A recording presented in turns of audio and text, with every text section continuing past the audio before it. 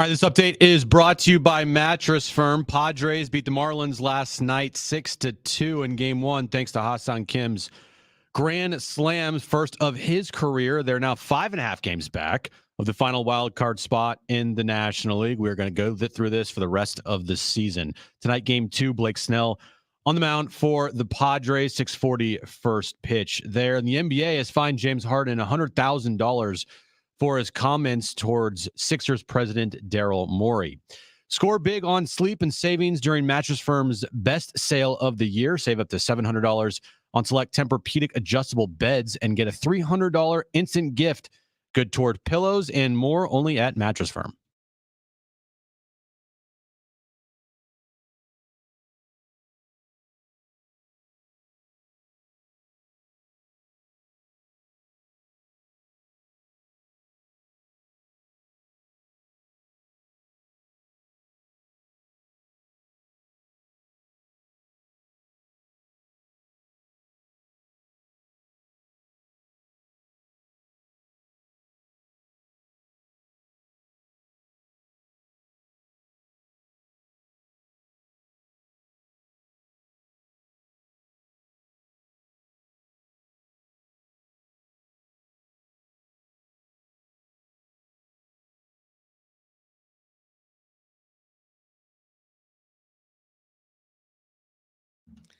All right, San Diego and Southern California, what's going on? Hour 1, John and Jim, Tuesday afternoon. We are back. We've got a great show lined up for today with 3 great giveaways. We've been talking about Dan Szymborski's writings at FanGraphs for the last week because he's been very critical of the Padres in terms of their contract positioning moving forward. Like, it's not just 2023 that's gone sideways. What about 2024 and beyond? Are the Padres positioned to win in 2024 or beyond? Dan Szymborski, FanGraphs. We'll join us coming up at 3:30. John Fanta, Fox Sports, one of our favorites. Nobody loves college basketball more than John Fanta. I'm there, but John Fanta is a whole nother level. He's just so passionate about college hoops. He wrote today San Diego State is again a dark horse to get to a Final Four. He'll join us at 4 p.m. And San Diego State's starting running back, Keenan Christian, will join us coming up at 5:30. So we are back Tuesday afternoon, John and Jim. And forget everything we said yesterday because the Padres won yesterday. World Series. Should we start? Just every day we you know us. We flip-flop every day. If they lose, season's over. If they win, Game 5 of the World Series is the most critical game. And here's why. Right. Yeah. Who should start Game 4? I think it's a toss-up right now. Well, not Clevenger. Not Clevenger. But I think if you're looking at Lugo or potentially Rich Hill. Not Rich Hill. I don't like Rich Hill in Game 4. But maybe a decisive Game 4. Will Musgrove be healthy enough to be eligible for postseason play? I mean, there's a lot of questions here now, especially after that win last night. Here's the thing. We obviously joke, but we can't. It's kind of like an elephant in the room. Like, you have to mention, like Jim said during his update, they are mathematically beyond alive. I mean, there's 36 games to play. And even last night, some things don't go your way around baseball. Some things do. They actually pick up a half game in the standings. We get it. They're going to have to play good baseball. There's no backing in. They're not getting in with 78 wins. It's been highly disappointing. But they did win yesterday. They do have Blake Snell today. They're a heavy favorite again. He could be the front runner for National League Cy Young. So it's a little bit of like day by day. Nobody's saying this team's going to the postseason and winning the World Series. But to just move on, to Warriors opening day. Nobody wants to do that. Opening day. Niners opening day. You know what I mean? You got to treat it like, hey, listen, when it's over, it's over. But I think people want to talk about it because people keep talking about it with us. And I joked in the update, like, they're going to do this for the rest of the year, it feels like. 1 step in, 2 steps out, like, just never fully picking a direction, getting close, or at least like you think that they're going to get close, and then they completely pull under the rug underneath you to the point where you're like, this one is over. And then 3 days later, it's like, maybe not. It's striking distance, I guess. All they need is a good week, and everybody in front of them, all they need is a bad week. It is frustrating. It'll make you go crazy. I still stand my original point. I don't think they're going to make the postseason. I would be more surprised if they did make the postseason than if they didn't at this point in the season. And just we're going to have to watch this thing play out. It's just I feel like always going to be just that arm distance away to make it so you're never fully out of it, that you're always keeping an eye on them. And then at one, and then if they lose again, it's, well, they're done. As hard as it is to imagine, I mean, we've all written this team off like a dozen times. Like literally everyone has written this team off a dozen times. I would just say this, as hard as it is, and I'm not going down the path right now because I've done it too many times. Yeah. I would just say, here is the path if you want to entertain it. Get to within like 3 games with 15 to play. Because everyone's like, it's over. They're 5.5 back. Well, there's 36 games left. If they're somehow like 3 back with 15 to play, is anyone going to be like, it's over? Yeah. They're 3 back with 15 to play. So, yeah, it sounds like a lot of games, and it is a lot of teams. But you got guys like Ha-Seong Kim that are trying to carry this thing. I saw a quote last night from Ha-Seong Kim where he's like, we're treating every game like it's the final game. Now, I don't know why they didn't do that to start the year. Sounds like a very good idea. But as of last night, Ha-Seong Kim says we're treating every game like it's the final game. He hits a grand slam. This guy has been invaluable since moving to the leadoff spot. He's as good of a hitter as there is in baseball right now in the leadoff spot. Clearly, he can't fully carry them. They're 60 and 66.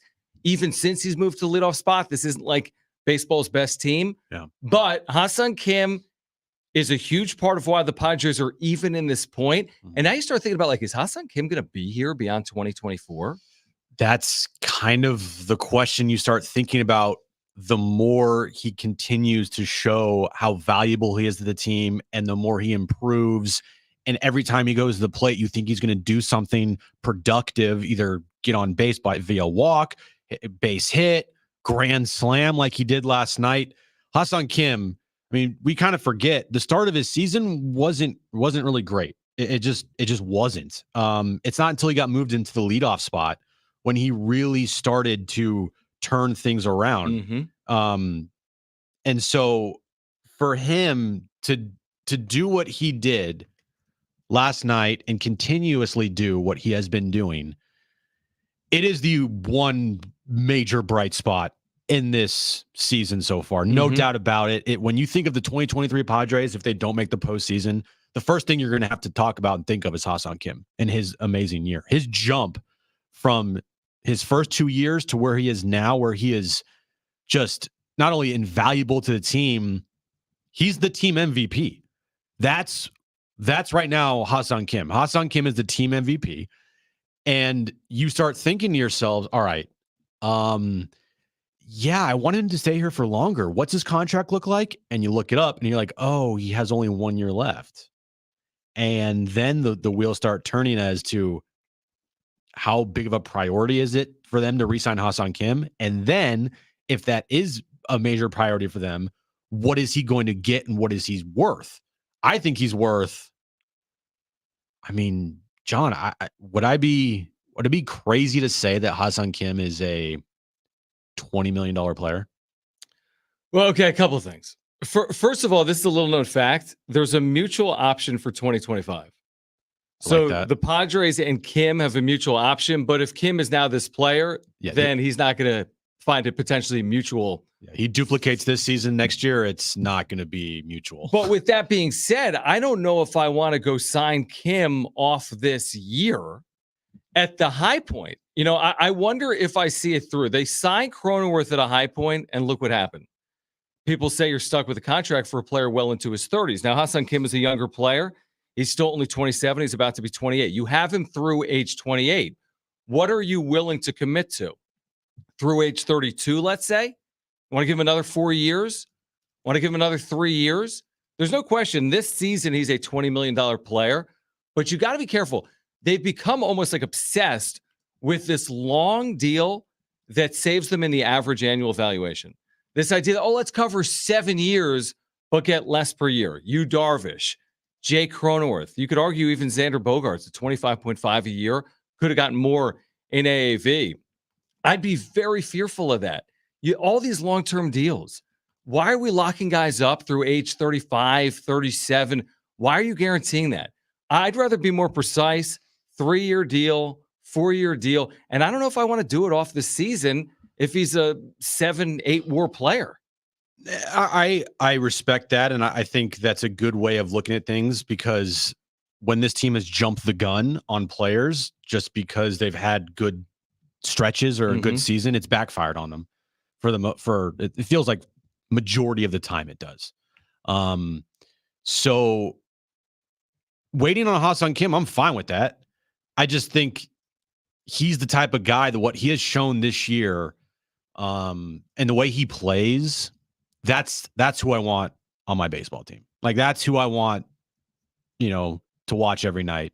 That's who, if I was a fan, I'd want to root for every single day. Yeah, definitely. It's a guy that, just plays the game the right way, who is flawless defensively, who has now become a guy at the plate that is one of the best leadoff hitters in baseball. He can steal you 30 bags a year.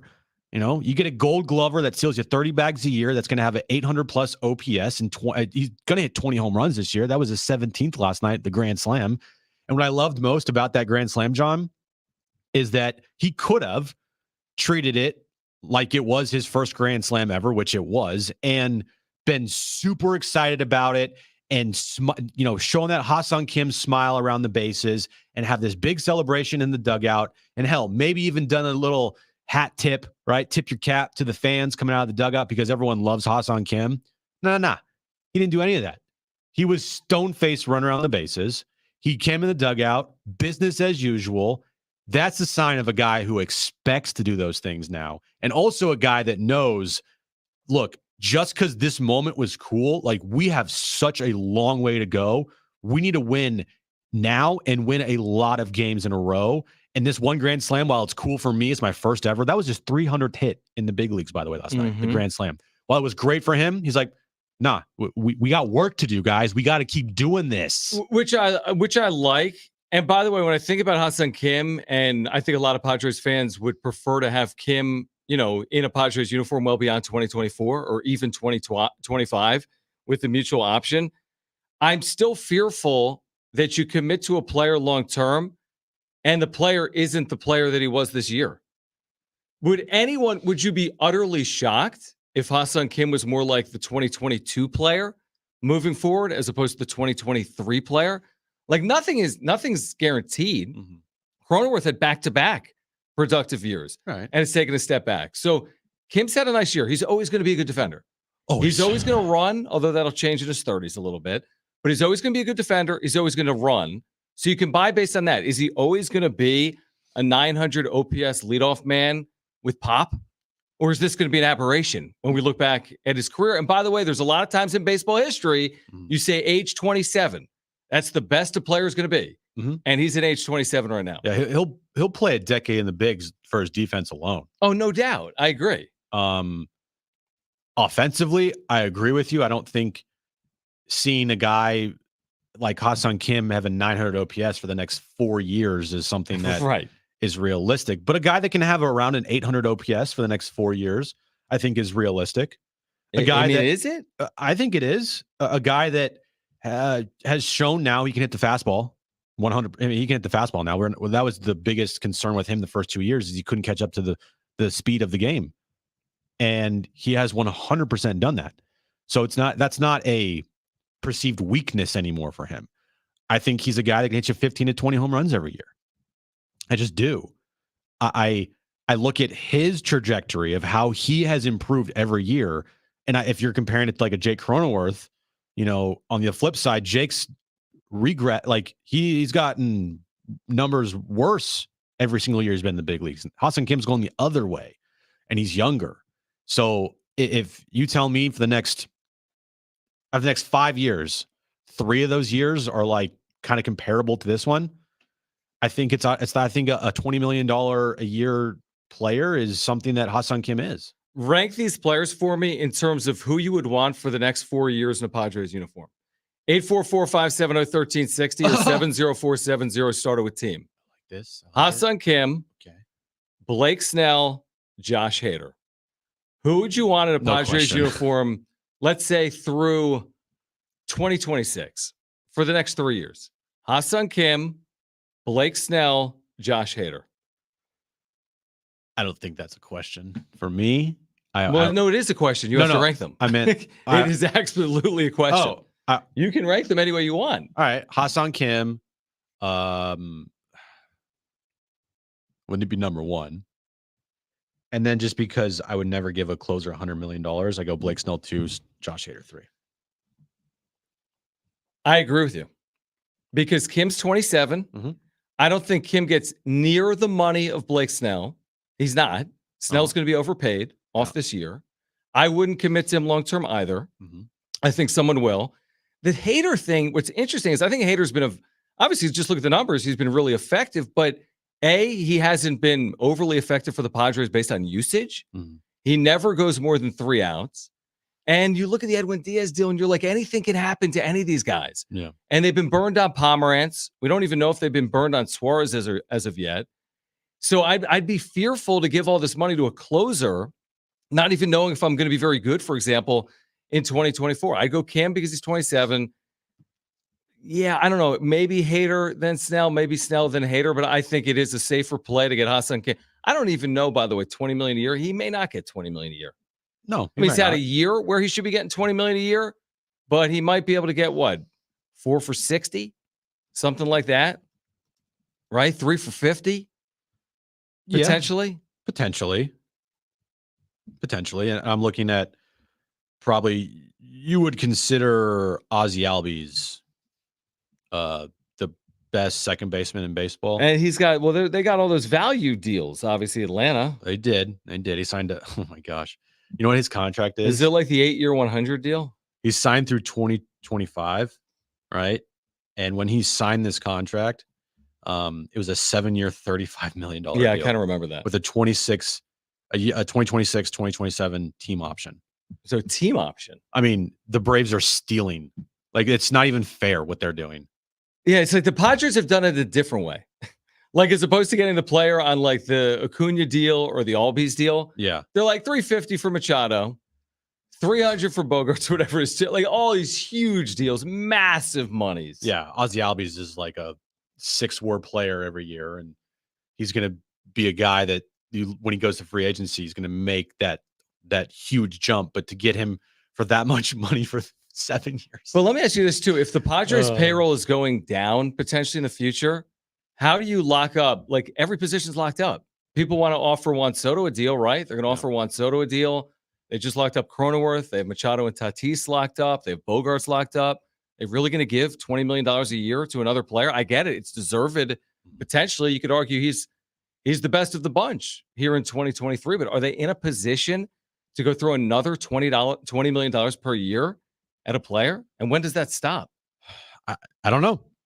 We'll find out. I just think that what Ha-Seong Kim has shown this year and kind of the second half of last year as well, where he showed flashes of like, oh, okay, like that's really good. And the way that he is viewed in that clubhouse, the way that he is viewed by the fan base, but mostly for his play on the field. Like, you don't want to give a guy $20 million because he's a fan favorite. You want to give him $20 million a year because he's a really good baseball player. We'll see. I just think that going forward for this team, in all the crap that has been this season, and Ha-Seong Kim kind of rising above all that and playing how he has played, he's a guy that I want on my team for sure. And I don't know if you can afford in the future to not have Ha-Seong Kim here. And we could have thrown Juan Soto into that conversation in terms of like who's more important to the Padres' future. I mean, Soto's the player that's going to get the 10+ year deal, the $400 million deal. Then maybe I don't know. I mean, are they going to offer him that $400 million deal? Are they going to offer him that 10+ year deal or not? Well, we can agree the better player is Juan Soto. But if you're looking at the entirety of it all with the money involved, then you're like, yeah, I want Juan Soto here, but Ha-Seong Kim, if you can get him for this amount of money, you also want to like.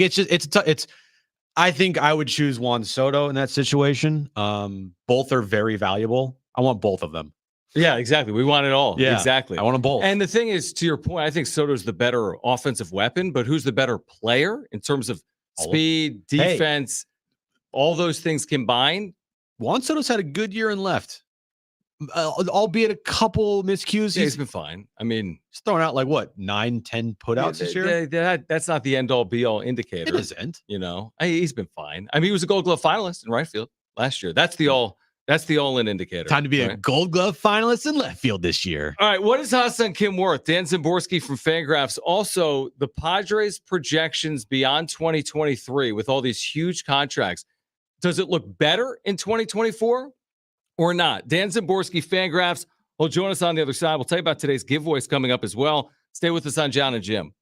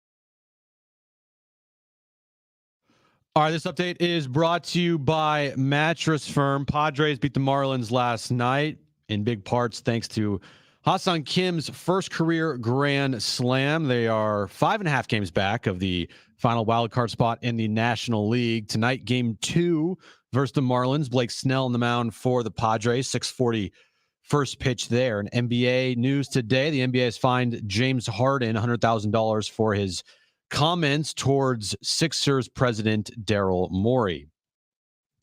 Score big on sleep and savings during Mattress Firm's best sale of the year. Save up to $700 on select Tempur-Pedic adjustable beds and get a $300 instant gift. Good toward pillows and more, only at Mattress Firm. All right, we have Dan Szymborski, FanGraphs, with us. Before we get to Dan, real quick, tomorrow, great giveaways lined up. We have giveaways Breaking today. News. But what do we have tomorrow beginning at 6 a.m.? Tomorrow morning on Big Rich, TD, and Fletch. I assume this is going to happen throughout the entire day, but starting tomorrow morning at 6 a.m., we will be giving away Aztecs home opener tickets for this weekend against Ohio at Snapdragon Stadium. All right, Saturday, 4 p.m. Tickets at goaztecs.com. Tickets for you all day tomorrow on San Diego Sports 760. Back to the Padres with Dan Szymborski, who does phenomenal work at FanGraphs with the numbers and writing about them. And within the past week, he wrote about the Padres and said they have a complicated future and looked at the numbers for 2024 and beyond. So, Dan, we always appreciate you joining us here in San Diego. Before we look to 2024, Padres are 5.5 out. There's 36 games to play. There's a lot of teams in front of them right now. Is it over or not in 2023 for the Padres? I mean, it's not over. More likely than not, they don't make the playoffs, but we're not talking astronomical odds. It's if this were the movie Dumb and Dumber, we wouldn't be saying, I'm saying there's a chance. They have a decent chance. The teams ahead of them are not overwhelmingly strong. There is still time. But we're talking more like 1-7 or 1-8 than, say, a coin flip. And, things that have a 1-8 chance of happening happen all the time. Throughout his career, I mean, Barry Bonds hit a home run at once every 10 plate appearances or so, and nobody would have said, wow, a Barry Bonds home run in a given at bat. I would never have guessed that. But most likely the season is going to end in about 6 weeks. Yeah, well, we'll see what happens, but we kind of feel the same way. Dan, for you, what do you think that magical number will be for the final wild card spot in the National League? Like, do you think it's 85 wins, 84 wins? What is FanGraphs saying that number will be to be a playoff team this year in the National League? When I've run the numbers, generally speaking, to have a 50% chance of getting that third wild card, you're talking about 87 to 88 wins, which is possible.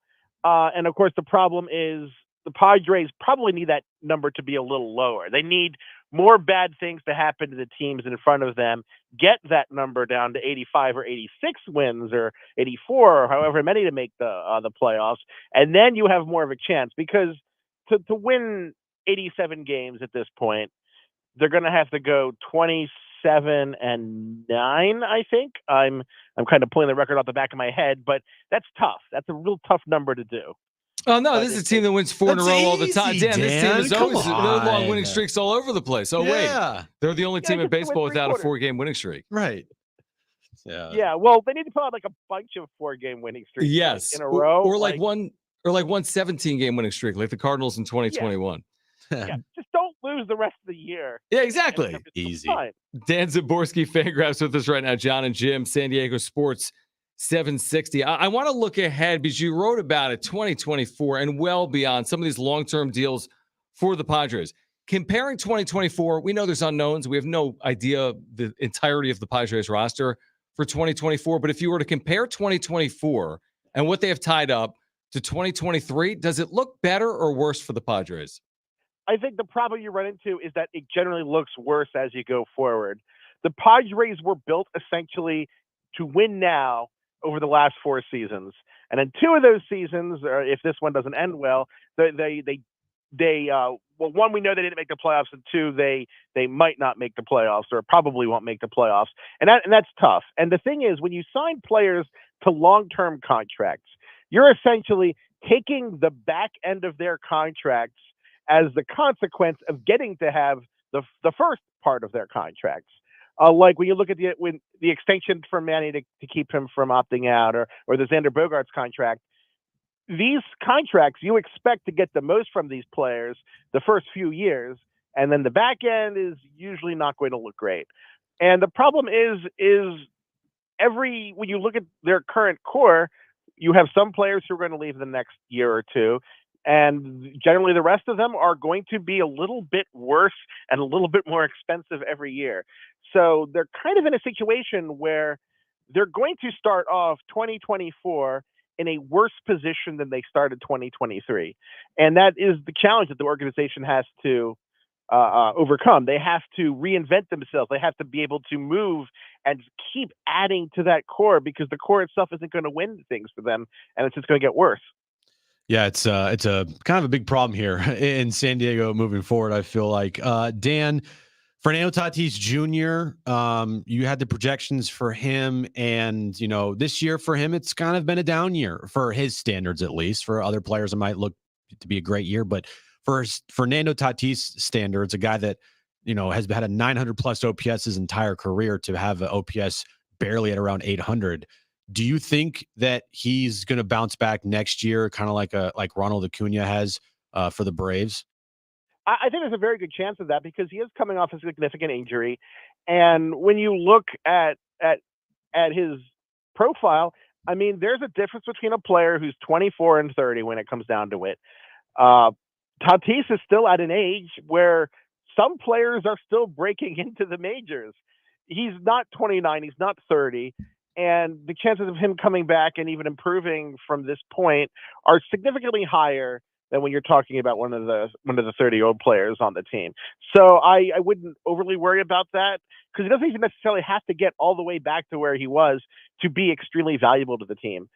Because one of the pluses of his season is it's turned out that he's a really good defensive right fielder, which has been helpful and has kind of reduced the blow of him not being a shortstop anymore. Dan Szymborski from FanGraphs with us right now, John and Jim on San Diego Sports 760. So, Dan, we've been having this conversation about Ha-Seong Kim, who's really had a great year, as you know, and as a leadoff hitter, he's excelled, great defender, and runs well. He's only 27. Padres still have him under contract through at least 2024. Just projecting it out, I guess a theoretical maybe, but what do you see his next contract looking like? I think when you're talking about money that like Dansby Swanson can get, do you actually, if you look at Kim's profile, I mean, would you actually like him less as a free agent than a team like Dansby Swanson? And I can't really say that that's the case. I think he's going to do very well in free agency. You're looking north of 150 million to keep him likely. Whoa. And personally, I'm happy just because it makes me look smart, because I gave him some pretty aggressive projections coming into 2021 that he didn't meet, and I looked kind of dumb for a year. So I'm not personally complaining too much about that, but he's been one of the highlights of this season for the Padres, in which they could definitely use good news, which they haven't received that often. He could be he could have a 30 season in him. He plays good defense, and he's not 30 or 32 or 34. So he is going to be expensive to keep around too much longer. Wow. So $150 million for Ha-Seong Kim. That's a big number. That's definitely a big number. We'll see what happens there. Final one for me, Dan, just for you, how would you grade AJ Preller as a GM so far in 9 years in? I would say about average. There have been some pluses and there have been some minuses. For example, especially early on, I did not like some of the things they did. I earned the ire of a lot of people because I hated the Matt Kemp trade, which that was one of the cases I turned out to be right. I'm wrong plenty often. And I think that his inclination to what to do to improve the team and where the team is, I think that tends to be pretty good. And he does reinvent, and he does seem to, from a roster standpoint, kind of react to mistakes quickly. He doesn't stick with them forever like some teams will. I do think sometimes there's some planning issues. Like, was Bogarts really the best option when you already have infielders under contract? When you have Kim, was giving that much to Bogarts really a good idea? And of course, ownership always will play into that when anytime you're talking a $200-300 million contract. I don't think he's been amazing, but I can name a lot of worse GMs to have. I don't think you want the Rockies front offices in San Diego. It would be a lot worse right now. That's a fair point. Dan, before you go, one more. We talked about Ha-Seong Kim's future earnings. How is it looking right now for Juan Soto, who turned down $440 with the Nationals, has had a nice year, but not some marquee MVP type year? What do you think it ultimately looks like for Soto? I think he's going to do very well. I don't know if he's actually going to beat 440. I think that he hasn't. When he a couple years ago when the Nationals offered it, he was 22, and there was that chance of growth of him becoming even better than he was, because that is one of the things you bank on when you have a 22-year-old player.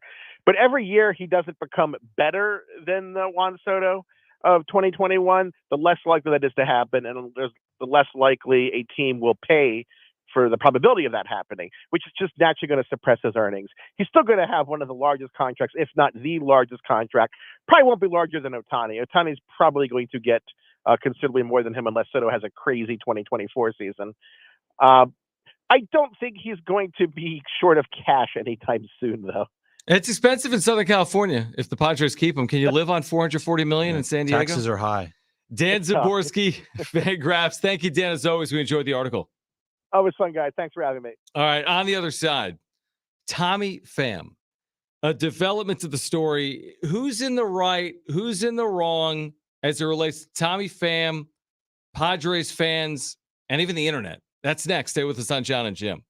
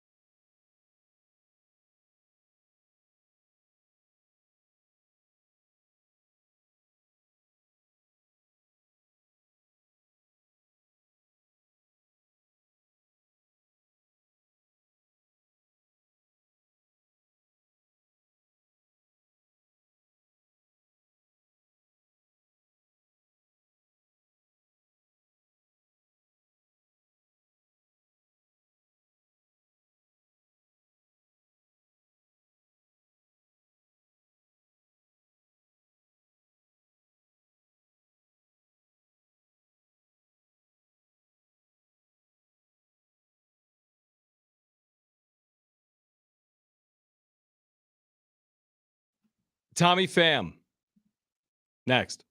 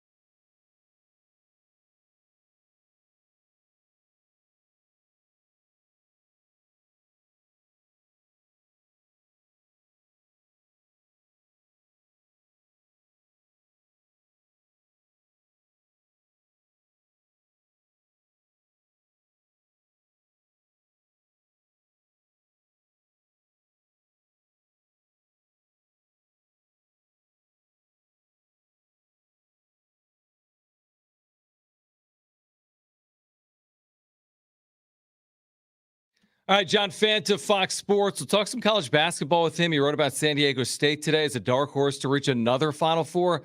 John Fanta in about 10 or 12 minutes. Also, before we go to break, before the top of the hour, we're giving away a pair of tickets to see Pantera. North Island Credit Union Amphitheater, August 26th. Be listing. We'll give those away within the next 10 minutes. Tickets and info at Ticketmaster.com. Bob Nightingale, okay, today. Major League Baseball is investigating cyber hate messages directed towards the 13-year-old nephew of Arizona Diamondbacks outfielder Tommy Pham. Pham had a verbal altercation with Padres fans over the weekend in San Diego, with Mets owner Steve Cohen and D-backs manager Torey Lovullo coming to his defense. That's the latest. This past weekend was a little odd. Pham, verbal altercation, a Padres fan, was ejected. What do you make of everything that's playing out revolving around Tommy Pham right now? It's weird.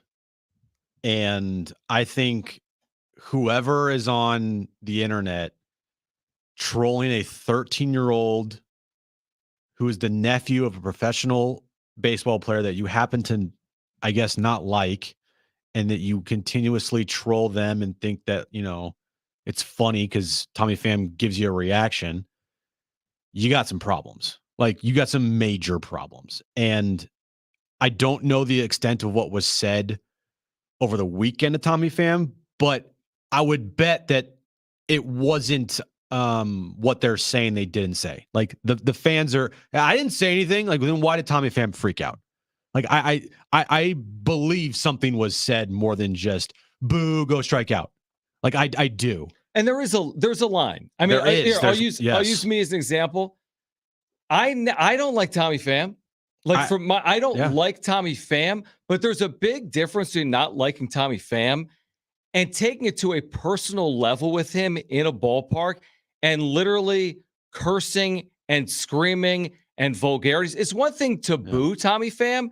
It's another thing to make it overly personal. And oh, by the way, it's not like what happened in San Diego with Tommy Pham is some example of something that only happens here or has never happened with a fan base and a player. This does happen. There's no question about it. I think it's very unfair to completely paint the Padres fan base with this brush. Totally. With that being said, this has gone too far. And by the way, the online stuff is happening way too often. Oh, it's ridiculous. Right. And this is happening across all sports. This happens in college sports constantly. How could you go to Ohio State, not Michigan? How could you miss that kick? Yeah. You know, I hope you trolls. Whatever, because you missed that.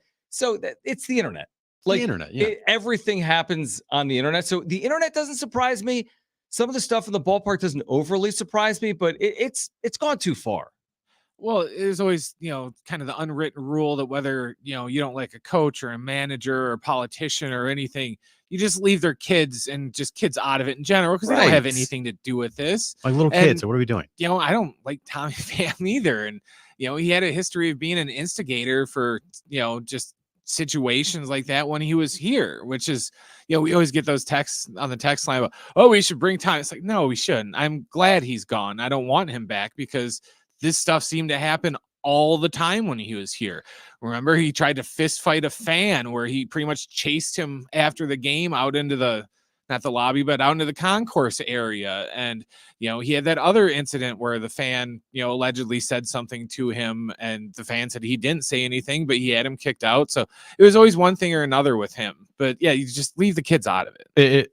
I think that Tommy Pham replying to people on Twitter, a bunch of that and probably Instagram. doesn't help. Now it was like I looked at Tommy Pham's Instagram over the weekend, and he was posting DMs from people just like cussing him out, like F you and just sending them DMs they're like, really? Like, why? I mean, and by the way, nobody's condoning that, but like, if you looked at the DMs of young people on the internet and what people are sending to them or other this is a part of the world that we live in, unfortunately. And when you're a public figure, I mean, shoot, we get hate on social media. Jim's an idiot. John's an idiot. Yeah. Jim is clueless. I mean, it doesn't rise usually to an absurd level, like they're contacting like family members of ours. You can only imagine something like that. So in that regard, that's obviously gone too far. What happened in the ballpark, for whatever reason, I'm surprised it's been elevated to this point. Because like I said, not that I'm condoning what's happened at a Knicks game or a Red Sox game or a Cowboys game. I guess my point is it does happen, unfortunately. The fact that like we're getting managers involved, getting owners involved to me is a little bit surprising. The fan behavior towards an athlete has risen to the level that an owner is speaking out against that behavior. I feel like that behavior, again, not to condone the behavior, I feel like that behavior might be occurring every day across professional sports, sadly. And if you have another team and the manager of that team, Torey Lovello, saying these things publicly, shouldn't there be like some type of investigation going on by I mean, we see every single game that we go to, they're always put up on the video board. If you see fan behavior misconduct, please contact this number or text this number and we will get involved. Like, shouldn't there have be like something along the lines of like, how does this happen? Like, why is a manager from another team and a player getting this upset about potential fans harassment? And we're just like, nah, nothing. It's fine. No, hold on. The fan was ejected. Yeah. Tommy Pham asked for the fan to be ejected, and the fan was. You're not going to listen. There's a lot of people in a ballpark, right? And people are going to say things. Totally. It doesn't excuse some of the things that are said. My thought process on it is I feel like it's unfairly painting the Padres fan base. 100%. Where just because there may be a bad apple in there, that's like all fan bases. Yeah. So what Tommy Pham may have had to deal with, again, I think might be unfortunate, but I feel as if that type of behavior could happen anywhere. Yeah, exactly. And the fact that it happened, listen, things have been heightened with Tommy Pham and the Padres. There was the collision with Ha-Seong Kim. He didn't necessarily perform his 2 years here. Again, I think it's okay not to like the player. I think it's okay to boo the player. when you take it to a personal level, when you go after his family members, when you go after 13-year-old kids, some serious you have problems. You have problems. Major problems. Call right now if you want a pair of tickets to see Pantera. It's at the North Island Credit Union Amphitheater, August 26th. Tickets and info at Ticketmaster.com. 844-570-1360. Caller 5. Those tickets are yours. 844-570-1360. 2 tickets to see Pantera at the North Island Credit Union Amphitheater. John Fanta, Fox Sports. He's got the Aztecs as a dark horse to get to another Final Four. He'll join us next.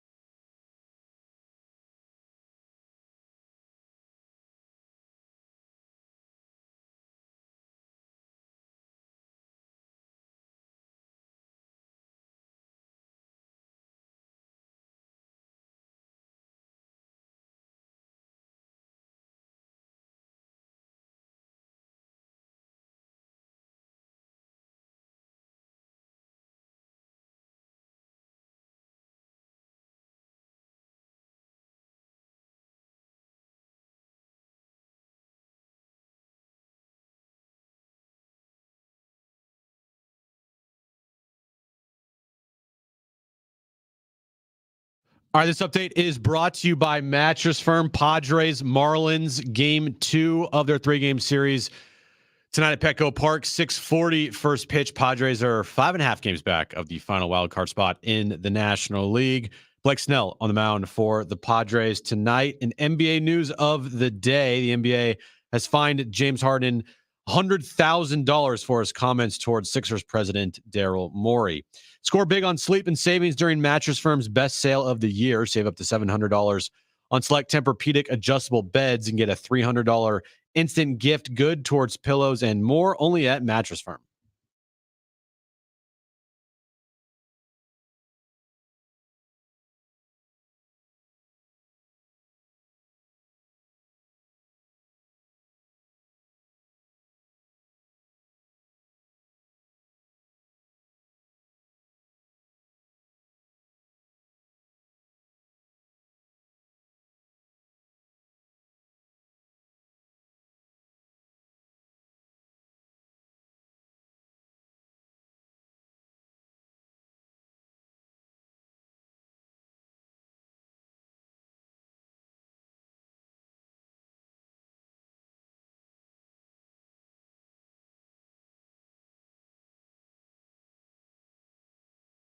All right, San Diego and Southern California, what's going on? It's hour 2 of John and Jim. Listen to this. This hour, Jim.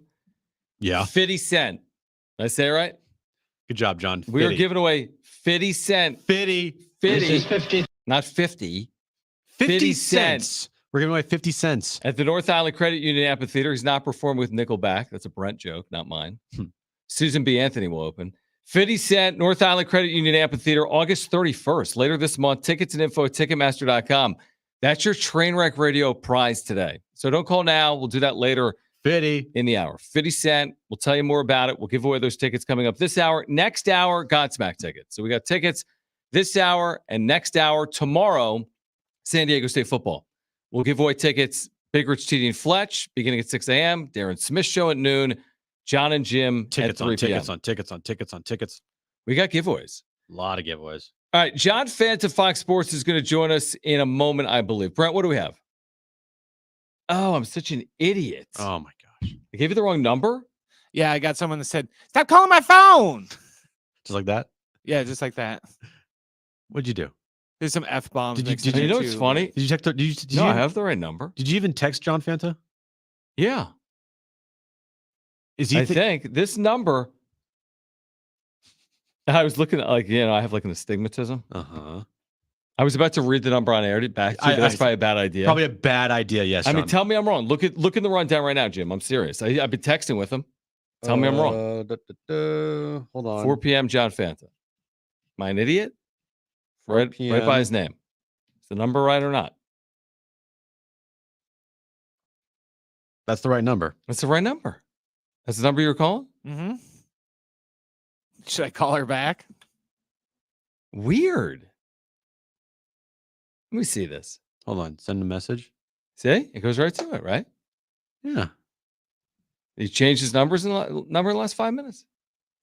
Even I have Jim perplexed. It's the right number. That's the number you were calling? You sure? It's probably not worth. Okay, last time. Last call. We'll see. This is scary.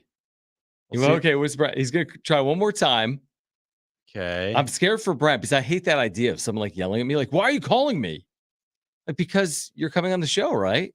And I just figured I had a wrong number in there, but I don't think I did. So anyway, John Fanta wrote about 12 teams to get to a national championship game or win a national championship game this year. He has San Diego State. What are you? You're like amazed. I'm by like this, right? waiting for this. See. I'm waiting to see. I'm so nervous because he didn't get back to my last text 5 minutes ago. Not that he needed to.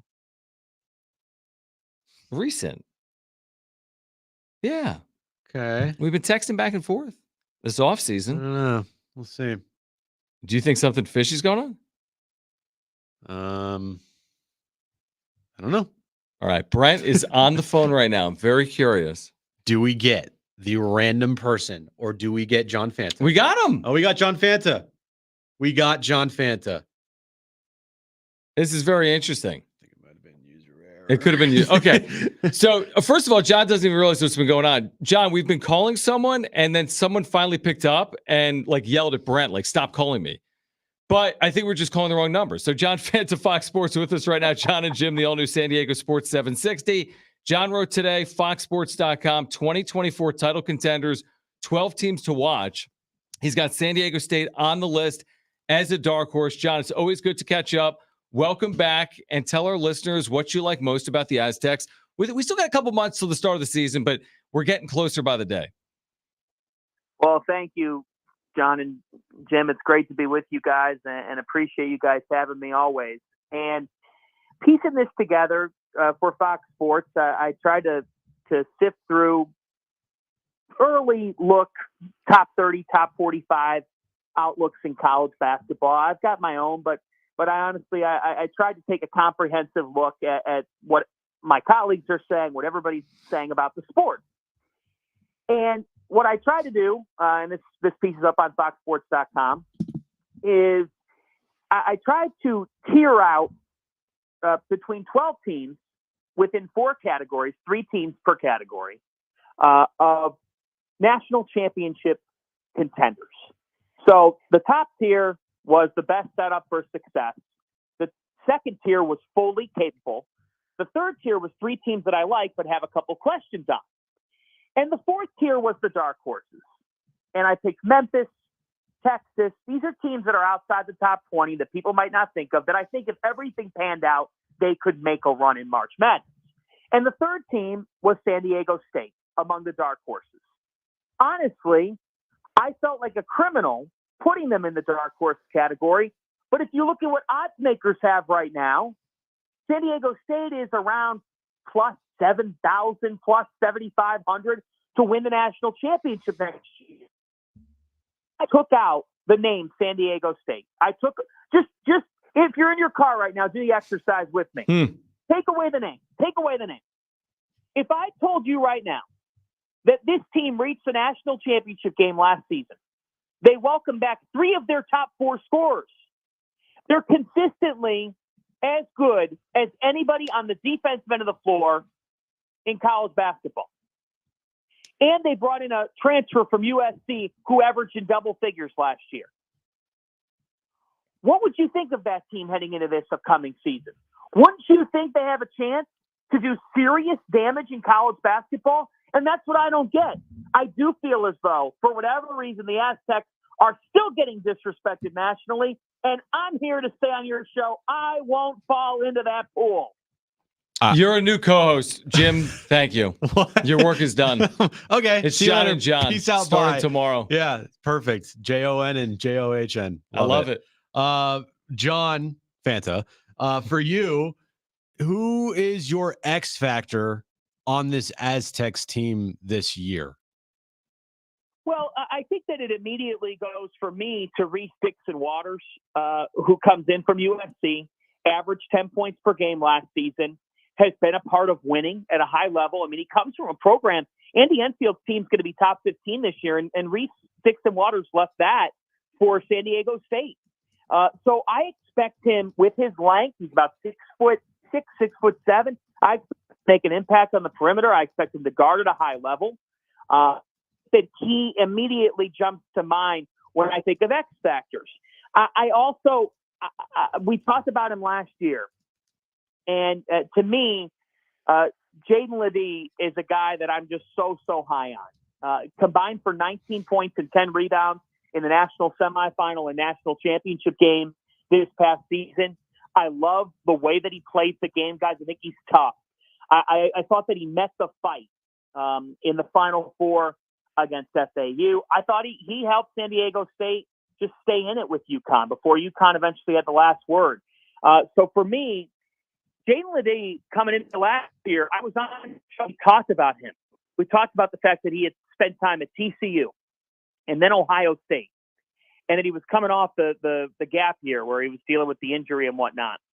And what he meant to his team when the lights were bright. I think he creates a matchup nightmare. I think he's versatile.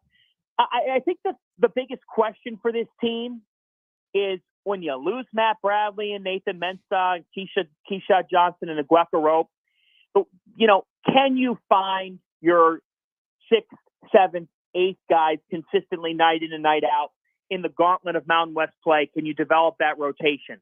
But I think that they've got candidates to do it. And I think Brian Dutcher is very, very high on his team this upcoming year. I mean, he's been quoted as saying that this team, you know, that the way that he works with them, the way that he looks at his team, they've got a chance to be even better than last year's team. And that's not to say that, okay, well, now you're winning the national championship because you lost the championship game last year. It's so hard to predict March Madness. I just think Brian examines his roster and looks at the pieces and says, man, maybe there's even more possibilities for me to work with this upcoming year. John Fanta, Fox Sports. Nobody does it better. With us right now, John and Jim. We're talking some college hoops. We're only about 2 months out, believe it or not. It'll be the first week of November. San Diego State will be back on the floor. Now, John, you've covered Final Fours. You've covered national championships. We saw you last year in Houston. Where does Lamont Butler's shot rank for you among moments or games you've seen live? That I've seen live, for me, it's top 3. Absolutely top 3. Number 1 is Chris Jenkins' game winner. The game winner for Villanova over Carolina ironically, in where? Houston. In Houston. Yeah. I mean, and that was in Houston. So, you know, and that's where we were here this past year. So, you know, a couple of the those big time moments have come when we've been out in Houston. And so that one would be number 1. You know, guys, 2019, I think people seem to forget, and maybe it's because they were off brands, but the Virginia Texas championship game was absolutely terrific. And, you know, but Virginia, they needed Kyle Guy to be clutch in the Final Four just to get them there. And then obviously it was an epic championship game. I believe, if my memory is correct, that game went to overtime for the title. So, you know, those 2 games come immediately. They jog immediately to my mind. You know, the Carolina Duke game, now that I'm thinking about it, last year was such an epic game that lived up to the hype, was decided in the last minute. For me, though, Lamont Butler, I mean, to hit a buzzer beater. And I couldn't believe this stat. Remember this stat, John, I remember going over the stat with you, and we were both in awe at the Final Four, was that it was the first time that somebody hit a buzzer beater to win in a Final Four game where the team that hit the buzzer beater was trailing before the shot was made. Yeah. Like, that's absurd when you think about it. Any buzzer beater that had been hit beforehand, the game was tied. The game was tied. It wasn't the opposing team was trailing in the game. You know, that where they would lose if the shot didn't go in. It would just go to overtime. So think of that. You know, FAU is tasting it. They can taste the championship game. And that's just utter devastation for them. And it's the reverse of it for San Diego State, that in one flash, they go from the epitome of what could have been to, oh my God, we're playing for the national championship. So watching it live, in games I've watched live, and I've been covering the sport steadily, you know, for about 8-9 years, I would say that it's top 3 for me. And I don't even have to think about it because I was right in front of it, as you were, John Schaefer. And what was amazing about that shot is that it didn't even look like he was going to be able to get a shot off in time. So much happened in about 2 seconds for him to get up the court. I mean, he was at about half court with, I want to say, like 3.5, 4 seconds. And he got to the spot just inside the line. How many times does a guy have to throw up a prayer? But he took the extra beat to get in front of the arc and take a shot that obviously he was fully comfortable with. And I think when you combine the story after that, you know, he had choked in a Maui game earlier in the year against Arkansas, and now he was having redemption. That's the stuff of greatness. John Fanta, Fox Sports, with us right now, and John and Jim. Just one more for you, John. We always talk about conference realignment with football, but its impact on basketball. Like, I'm very curious to get your perspective, because the West Coast has kind of been ripped apart here, and we'll see if it continues with Cal and Stanford. We'll see about San Diego State's future home. Is it in the Mountain West or not? What's the impact of conference realignment on college basketball and some of these programs, specifically in the West? Well, I think it hurts them. I think it hurts the West because the amount of travel that's done with basketball for those Western teams is just a totally different animal. You thought that the Pac-12, the weekend road trips that league entailed in the Pac-12, I think of like Colorado and Utah when teams would complain about having to do those as travel partners. You think that's bad?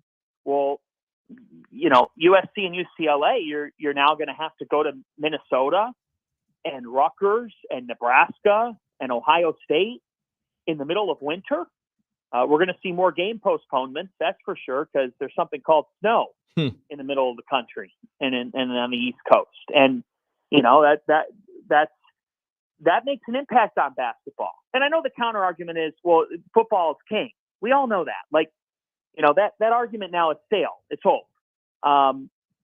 Would it be best if football would just be football and then the other sports could do what they need to do? Yes, because other sports don't, for the most part, don't play one time a week. They play multiple times within a week.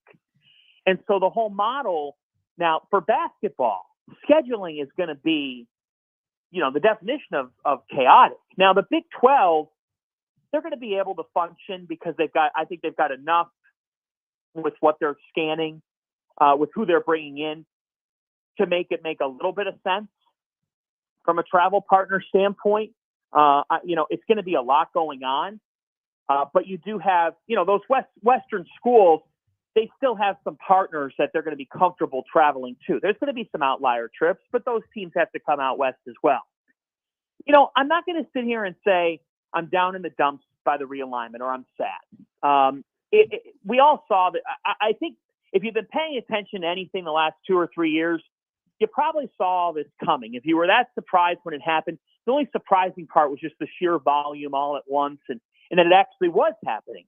But for me, at the end of the day, the reason why I'm not writing the passage of, God, this stinks for college basketball, this is awful.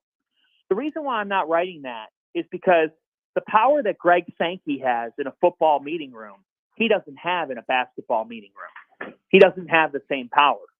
Greg Sankey can't go into a basketball meeting room and pull the strings and say how it's going to be. He doesn't have that same weight. And he's not the only commissioner that you can say that about. At the end of the day, 68 teams are selected on Selection Sunday. The conference realignment and everything that comes with it is going to impact some teams' path to get to Selection Sunday. But as long as the best postseason in sports stays pure, I'm not going to go into panic mode or even worrisome mode, because Dan Gavitt said it a couple of weeks ago, the NCAA Senior Vice President of Basketball. His people that run basketball looked hard at what the committee brought to them, the transformation committee brought to them on potential changes to the tournament, and they said nothing is imminent and change to this tournament is unlikely. And that's exactly what you'd want to hear if you're a college basketball fan. If it ain't broke, don't fix it. If there's one thing that's not broken, it's the NCAA tournament. And it makes more than enough dollars by the billions. It's already making billions. If you go and attempt to mess with that, the only thing you would be messing with is perfection. John, love your passion, man. Really do. Enjoyed your article today on contenders for 2024, including San Diego State. We'll do it again as we get closer. Thanks for taking time in San Diego. Thanks, John. Thank you, guys. Appreciate you. All right, we're gonna get to the wrap in a moment. There's nobody like John. None. Okay. No, and that includes me. Right. If it were up to you, like you said, we would just work together. I would not be here right now, and it'd be you. I mean, I wouldn't like get. I wouldn't like you get would. rid of you. I mean, I would. It's fine. I wouldn't like hit you. I wouldn't like force you to leave. Well, it wouldn't hit I me. would just fire you. Yeah, exactly. Yeah, Yeah, it's it's a over. much simpler process. Right, just quick and easy and painless. Real quick, can we touch on this just for 2 minutes? You love this. I love this. What we got tagged into earlier today. There's this postseason baseball field with the 12 teams with the worst record in baseball right now. Mm-hmm. So those are the teams that are in the playoffs. I don't really understand why the Padres, who have a better record, are a 6 seed. I guess the worst record are the 1 seeds, and the least worst records are the 6 seeds. Okay. Whatever. It's backwards. So the worst team? Okay, whatever. So it's a 12-team field. The Padres, because they're the least worst team, or the 6th seed, they got to go to D.C. to take on the Nationals. A little bit of a rivalry wildcard series. Oh, boy. This is the path to win a World Series with the 12 worst teams. Nationals, okay, winner gets the Cardinals. Winner gets either Pirates, Mets, or Rockies. Okay.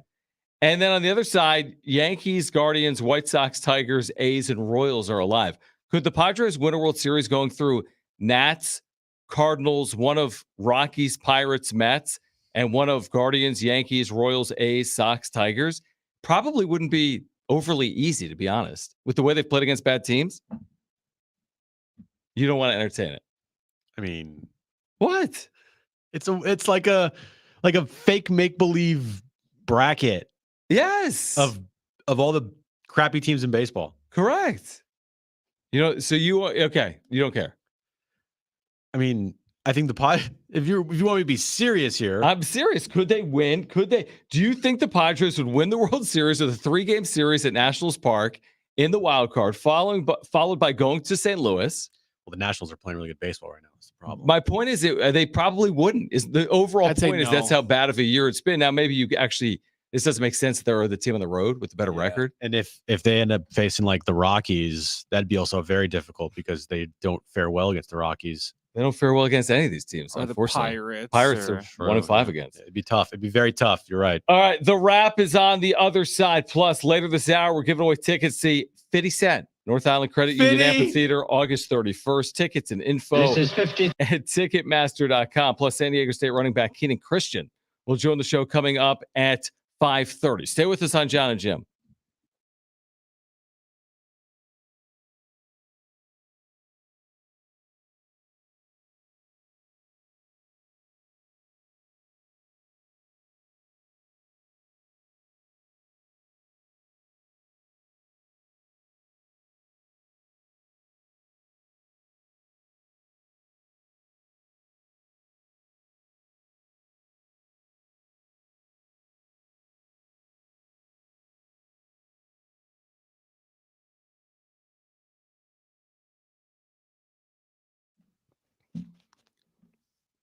All right, here we go in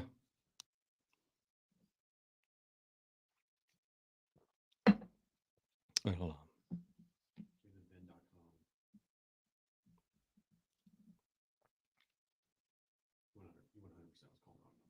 Definitely. In 3, 2. With the red and black back of the gridiron, Windmill Farms, the college area's natural grocer, is offering 20% off all your groceries with a $25 minimum purchase. Mention football at checkout, whether you're tailgating at Snapdragon, at home, or in your dorm. Windmill Farms has you covered for all your game day needs, featuring organic farm fresh produce and meats, an amazing craft beer selection. You're an idiot. Sorry, I didn't mean to do that. Okay, let me start over. Literally, my phone was on silent. Just like he was calling the right number. All right, here we go. In 3, 2. Jesus Christ. In 3. With the red and black back on the gridiron, Windmill Farms, the college area's natural grocer, is offering 20% off all your groceries with a $25 minimum purchase. Mention football at checkout. Whether you're tailgating at Snapdragon, at home, or in your dorm, Windmill Farms has you covered for all your game day needs, featuring organic farm fresh produce and meats, an amazing craft beer selection, plus a full deli with award-winning sandwiches. Remember to mention football and receive 20% off your entire cart. WindmillFarmsMarket.com. WindmillFarmsMarket.com.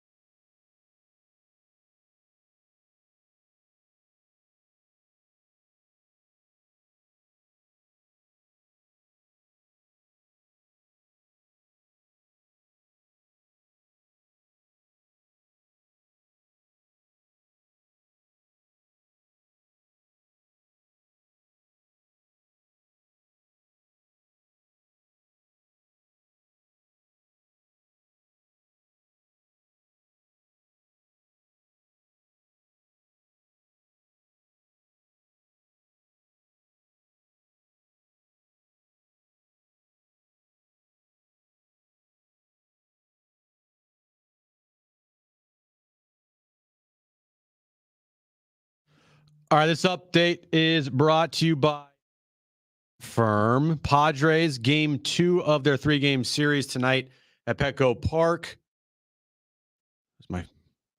I can't hear myself. Anyway, it doesn't. Not your fault, Brent. Game 2 tonight, Petco Park, 6:40 first pitch. We have Blake Snell on the mound for the Padres. In NBA news, James Harden was fined $100,000 by the NBA for making comments towards Sixers president Daryl Morey. Scoring big on sleep and savings during Mattress Firm's best sale of the year. Save up to $700 on select Tempur-Pedic adjustable beds and get $300 instant gift good towards pillows and more only at Mattress Firm.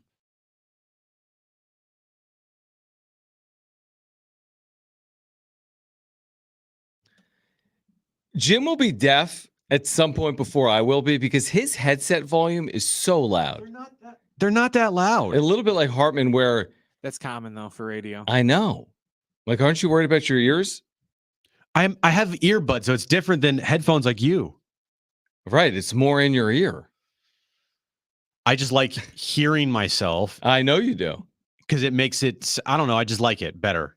Because if I can't hear myself, I have earbuds in and it's just, I don't know. It's not that loud. It's not even halfway up. The volume's not even halfway.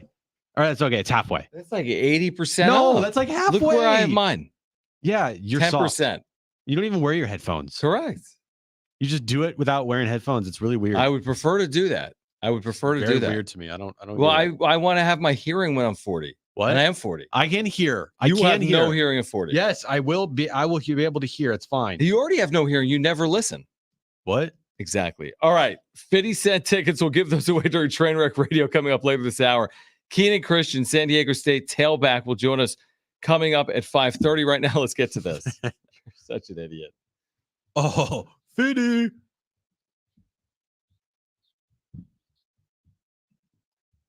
How many yards is Jalen Maiden going to throw for on Saturday at Snapdragon against Ohio? 243 yards, 2 touchdowns, no interceptions. I know it's just asking for the yards. So I'm going to say 243. 243? Yeah. I'll take the over. Okay. I'll take the over I don't know- there. I don't know why I said 243, but there you go. That's good enough. I'll say 275. 275 for Jalen Maiden in a 27-21 Aztec win. 275 for Jalen Maiden in a 27-21 San Diego State win. I'll take a 1-0 win. That's unlikely. You would take 12 3-0 wins. 12 3-0 wins. Yes. Give me that college football playoff. Like the greatest, weirdest season ever in the Of all history of time. college football. Yeah. I'll say 275 yards. Next question. Okay. Do the Padres need to re-sign Ha-Seong Kim to an extension before the offseason? Before he gets to free agency, I'm not going to say they need to give him an extension. But I don't think they can afford to let him just walk. Now, $150 million, the Dan Szymborski said he's worth, is a lot. I don't know if the $150 million is, that's a big number. But I would try to resign him. Yeah, I would try at some point, but maybe not this offseason, maybe next year. Yeah, I don't know if they have so many things they need. And they have Ha-Seong Kim in 2024, no matter what. Right. So do they need to sign him this offseason? I wouldn't think that they need to do it. You'd like to have him beyond 2024. There's no question about it. But I don't know if it's my first order of business. And like you said, I mean, if it's 150 million plus, I don't know if they can get that done. I'm glad he's here in 2024. Let's see what happens in 2024 and potentially go from there. Next question. Gee, I wonder who wrote this one. Will we ever see a team break the Ravens' consecutive games won in the preseason record? First of all, it was Jim. It was This is me. the way it was written. Is a dead giveaway. Wow, how would you have written it? I would not have used the Properly. word record twice. Sorry. Will we ever see a team break the Ravens' consecutive games won in the preseason? Oh, no, you didn't. Okay, I would have written it that way. You just ripping me just because? There's something about the way Jim writes in the rundown I can't deal with. He doesn't capitalize anything. He doesn't put like periods at the end of a sentence. I can't. I need it to be very clean. Who cares? Grammatically correct. Well, I guess you care. See, my typing is horrible from doing podcasts because we're told we're supposed to capitalize the first word of the first letter in every word. So now everything I write, I capitalize the first Right. letter of everything, and it looks weird. It's probably it's more me. It's than you. 100% you. It's more me than you. All you. It's all me. It's not me. It's you. It's exactly 24 in a row. Was it? It was 24 in a row. What a run. What was your favorite win in there? Win number 7 against the Eagles in Yeah, Philadelphia. it was a great came win. back from 6-0 down. Yeah, no, I don't think anyone's gonna ever beat that because No. I don't think anyone's gonna even care about that record. Did the Ravens even? At what point did they start caring? Well, you were the one that was saying that the Washington Commanders yesterday were hyping it up like it was their Super Bowl. They were. We are not letting them win. You know, you can play as they're not winning their 25th straight preseason game. No chance in hell. Yeah, like what kind of headline is this? Washington Commanders and Baltimore Ravens preseason win streak at 24 games, as if that was even their goal. Like it is. I don't think it'll ever happen again. I really don't. I don't know if they even meant to do it, to be honest, but they did it. So it's just, I mean, look at it this way. If every preseason game is a coin flip, that's tough odds. You don't know if they meant to win the preseason games. They might have wanted to lose a couple. I mean, it's preseason. They don't care. Most of these teams don't But care. they still try to win each New game. England went winless in like 5 Super Bowl seasons. It's almost like they try to lose. Next question. How would you describe Fernando Tatis Jr.'s season in one word, Jim? One word. You're gonna say I'm an idiot. That's for this. more than one. No, good. Good. Your word is good. It's good. Season's it's good. Man, that is actually tough to describe his season in one word. Good. You know what? I would use this word. Oh man. Challenging? Okay. I don't think entertaining is the right word. I understand it. I don't think disappointing is the right word. I don't even know if good is the right word. I mean, it hasn't been bad. No. My word will be underwhelming. Underwhelming might be good. Yeah, that's a good word. It just seemed like we didn't have as many like, oh my God, did you see what Fernando did last night? Moments like we would usually get, whether it was a Matrix slide and, with the other night excluded, when he stole home. But we haven't had a bunch of situations like that this year, it seems like. By the way, Brent, you're over hit. I don't know if you knew that. He's played well over 100 games. So congratulations on that. Brent said that he would play at least 100 games this year. He has. I hit all of mine then, except for my 27 All-Stars? I think you might have. Did I hit all mine? No, you did not, John. You didn't hit any of yours, did you? No, I was way off. Where are they? They're in the rundown somewhere. Here we Okay. go. Brent had at least over 100 games played for Tatis. Got it. Padres finished top 10 in home runs. They're not. And Padres team with 9 All-Stars. No. How many did they have? 3 or 2? 2. They were in the top 10 in home runs last week. Checked. Were they? Really? Yeah. I thought I saw somewhere. Maybe look that up. Look at this. John, you said Blake Snell wins 15 games. He's already at 10. Already at 10. There's only 30-something games left. Is he only at 10? Well, Blake Snell only has 10 wins? 10-8. He needs more. Does he? Starting tonight. 10-8. Look at you. He leads the league in ERA. Okay, so that was good. I said Tatis will steal 30 bases. How many steals does he have? 20s. He's in the 20s? Yeah. And I said Soto will hit a career high 35 home runs. He's in Probably the not. 20s. They're 11th in home runs right now. They're 4 behind the Mets. Wow. By the way, mine have Get just your S together and hit some homers. mine are just complete. Let me hear him, Jim. They're so stupid. Tatis wins comeback player of the year. I mean, you might. I don't know who else would. Do they do it? I don't think they do comeback player of the year Okay, anymore. then you're going to be wrong. Yeah. Jake Cronenworth top 10 MVP. That's comical. And Padres will finish 10 games ahead of the Dodgers in the standings. What were you doing? What am I, an idiot? 10 games ahead of the Dodgers for a team that has averaged finishing like 24 out the last decade. I mean, they'll be lucky to finish 10 games back of the Dodgers. Really lucky. Like, Dude, they're gonna be lucky if they don't finish 10 games under 500, let alone 10 with the right, Dodgers. they're almost 10 games under 500 right now. What else did you have? That was it. AJ Preller will be named GM of the year. You said Ha-Seong Kim won't get a hit before August. Padres Bob Melvin's going to get a 5-year contract extension. Right. And Padres fans will give a standing ovation to Tommy Pham in late August when he comes here as a Diamondback. I was right on most of them, and by most of them, I mean none of them. All right, call right now if you want to win a pair of tickets to see 50 Cent at the North Island Credit Union Amphitheater August 31st. Trainwreck Radio is next. The number to call, 844-570-1360, 844-570-1360. Our first 2 callers will be contestants for a pair of tickets to see 50 Cent at the North Island Credit Union Amphitheater August 31st. Tickets and info at Ticketmaster.com. You need to call right now.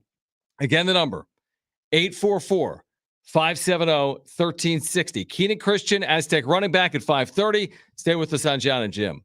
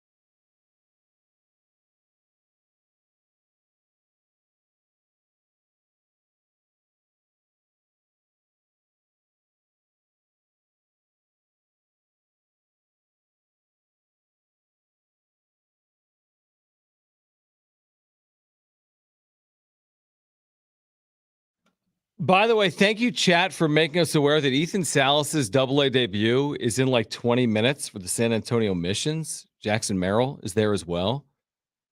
That's kind of a big game. Did you see their lineup tonight? No, is it like better than the Padres? In a couple of years, it might be better. Okay. You've seen their lineup? Yeah, hold on. Let me pull this up here. Sorry. Yeah, you got Mears, Merrill, Castanon, Pauly, Martadella, Reyes, Salas, Fernandez, Howell. That's great, man. I'm glad you read that one off. Two of those guys, I knew who they were. But you have Merrill and Salas and Pauly in the lineup. Yeah. And those guys have been really good. Yeah. So, yeah, that's pretty good. I like that. You think Salas homers tonight? 3 for 3 with a double.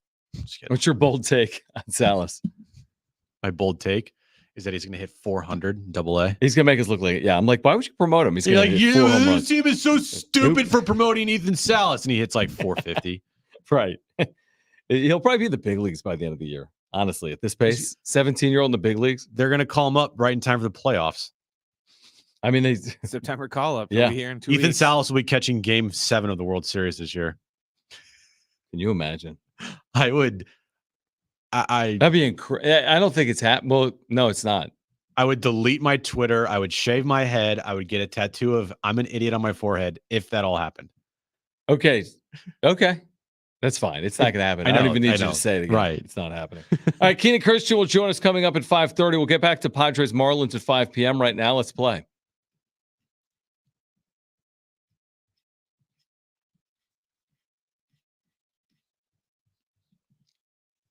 All right, 3 questions, 2 contestants, 1 lifeline. Today's contestants, we have Sean and we have Greg. Sean, you called in first, so you have your choice of John or Jim. Who do you want to go with today? Today I'm going to go with Jim. Thanks, Greg. I appreciate that. Was that Greg or Sean, Brent? You listen as good as Jim. That is Sean. Yeah, thank you. He called in Jim just said first. Greg. Jim goes, thanks, Greg. And I said, is that Greg or Sean? Because I didn't think it was Greg. Jim is, I'm serious, Jim. You got one more shot. What was John Fanta's number again? And then it's John and Brent. John Square. You got 2 more 3 to shots 6. because you're going to screw up like 6 times today. So Sean. So Sean is with Jim and Greg is with John. Even though Jim completely disregarded you. All right. Sean, Jim, Greg, John. Yeah. I'm an idiot. Correct. What's the question today, Brent?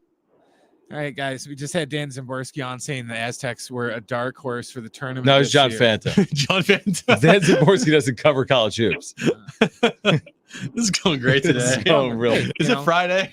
Hey, this is called Trainwreck Radio because we screwed this part up. Right. Yes. All right, guys. Name any of the teams that reached the Elite 8 last year. Oh, I like this. Spoiler alert, there's 8 of them. Name any of the teams that reached the Elite 8 last year. Only 8 teams. There's only 8, so okay, perfect. And Sean got his choice of teammate, so that means Greg, you get to start. Correct. Greg, you're up Greg and first. John. Greg and John. What's your first guess, Greg? You do have your lifeline if you choose to use it. Aztec. Did the Aztecs make the Elite 8 on their way to the national championship game? They did. They did. They didn't skip through that round. No. They won on a free throw at the buzzer, if Right. you recall, essentially. That was fun. I Yeah, it remember was. that. Yeah. Sean, Thanks. you're up next. What is your first guess? You do have your lifeline if you choose to use it.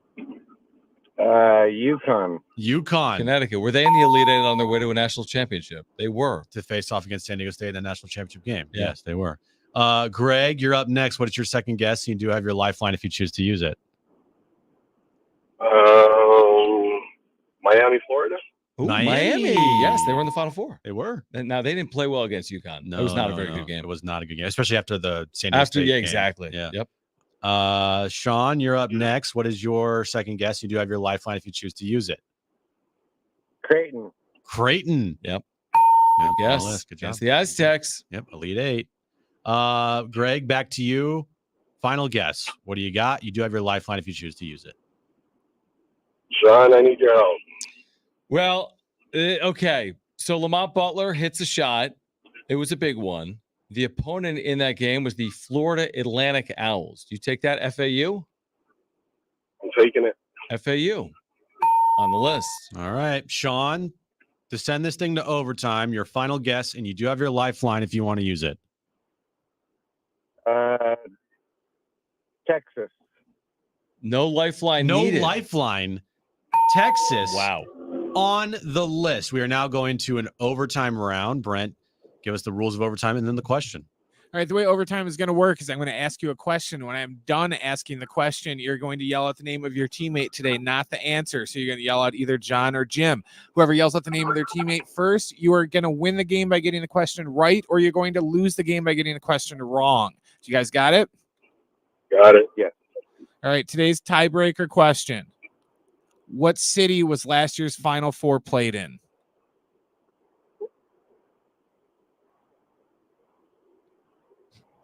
Somebody has to go. Someone has to chime in.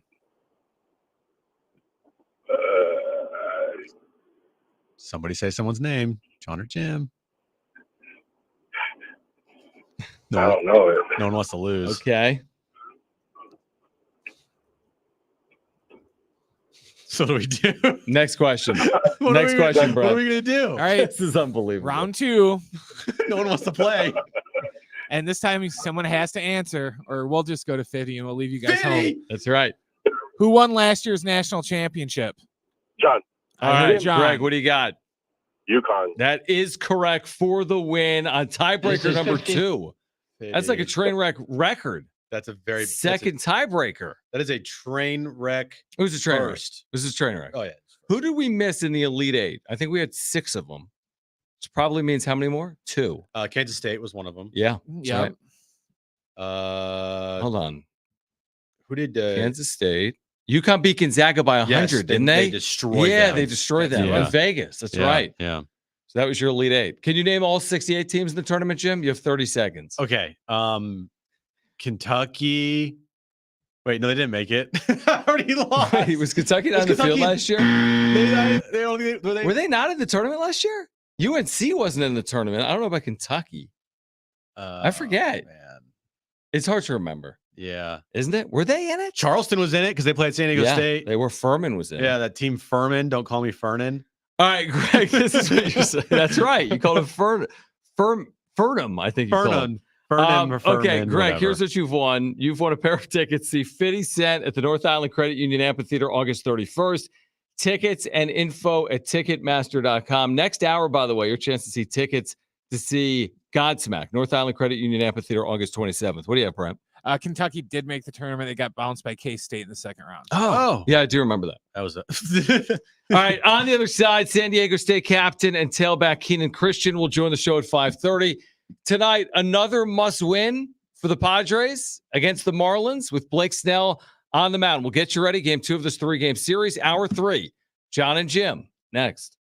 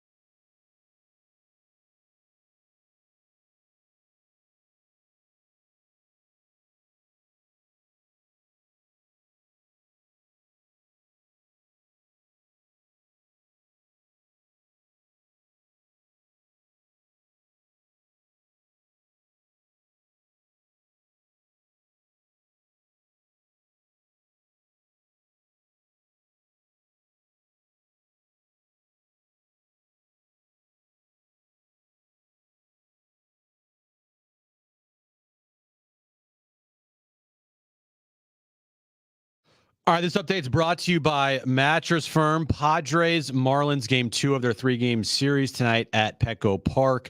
Blake Snell on the mound for the Padres. Moving over to NBA news, James Harden was fined $100,000 for his comments made towards president of the Sixers, Daryl Morey. In other news in baseball, the White Sox have relieved Ken Williams and Rick Hahn of their duties. Ken Williams, the GM, and Rick Hahn, the president of the team. Score big on sleep and savings during Mattress Firm's best sale of the year. Save up to $700 on select Tempur-Pedic adjustable beds and get a $300 instant gift. Good towards pillows and more, only at Mattress Firm.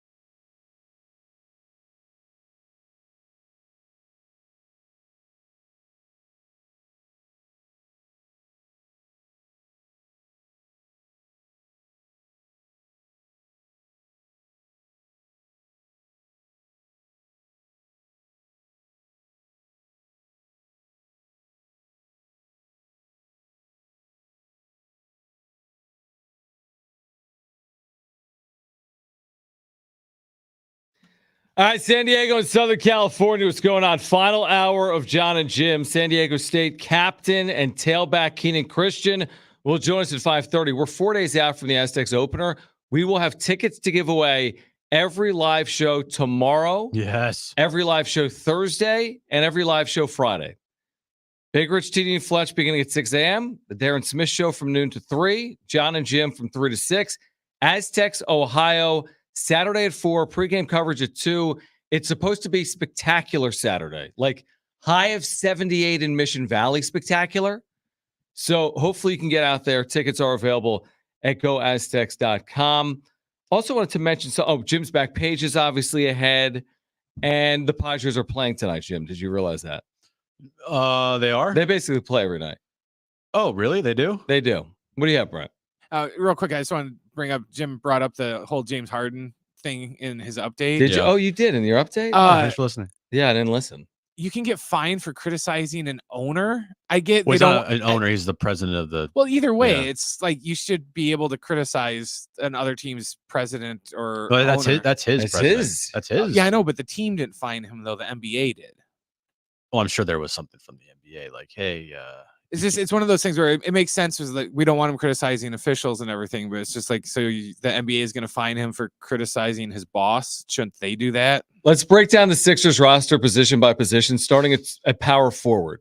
All right, Padres Marlins is tonight 6:40. It's game 2. There have been like 8 examples where we've been like everything favors the Padres. They're back. It's like, hey, they got Blake Snell on the mound. He's the Cy Young favorite in the National League. You got Miami at home. Okay. Like, you just got to get this game. It doesn't mean anything. It's not like you win this game, you're guaranteed to go to the postseason, but you can't lose this game. And we've said this so many times, and maybe they've run out of tomorrow's, although there's 36 games to play. I see this like I've seen a lot of games, like golden opportunity, silver platter stuff. Blake Snell at home against the Marlins as a sizable favorite coming off a 6-2 win last night. Got to take advantage of it tonight. Just have to.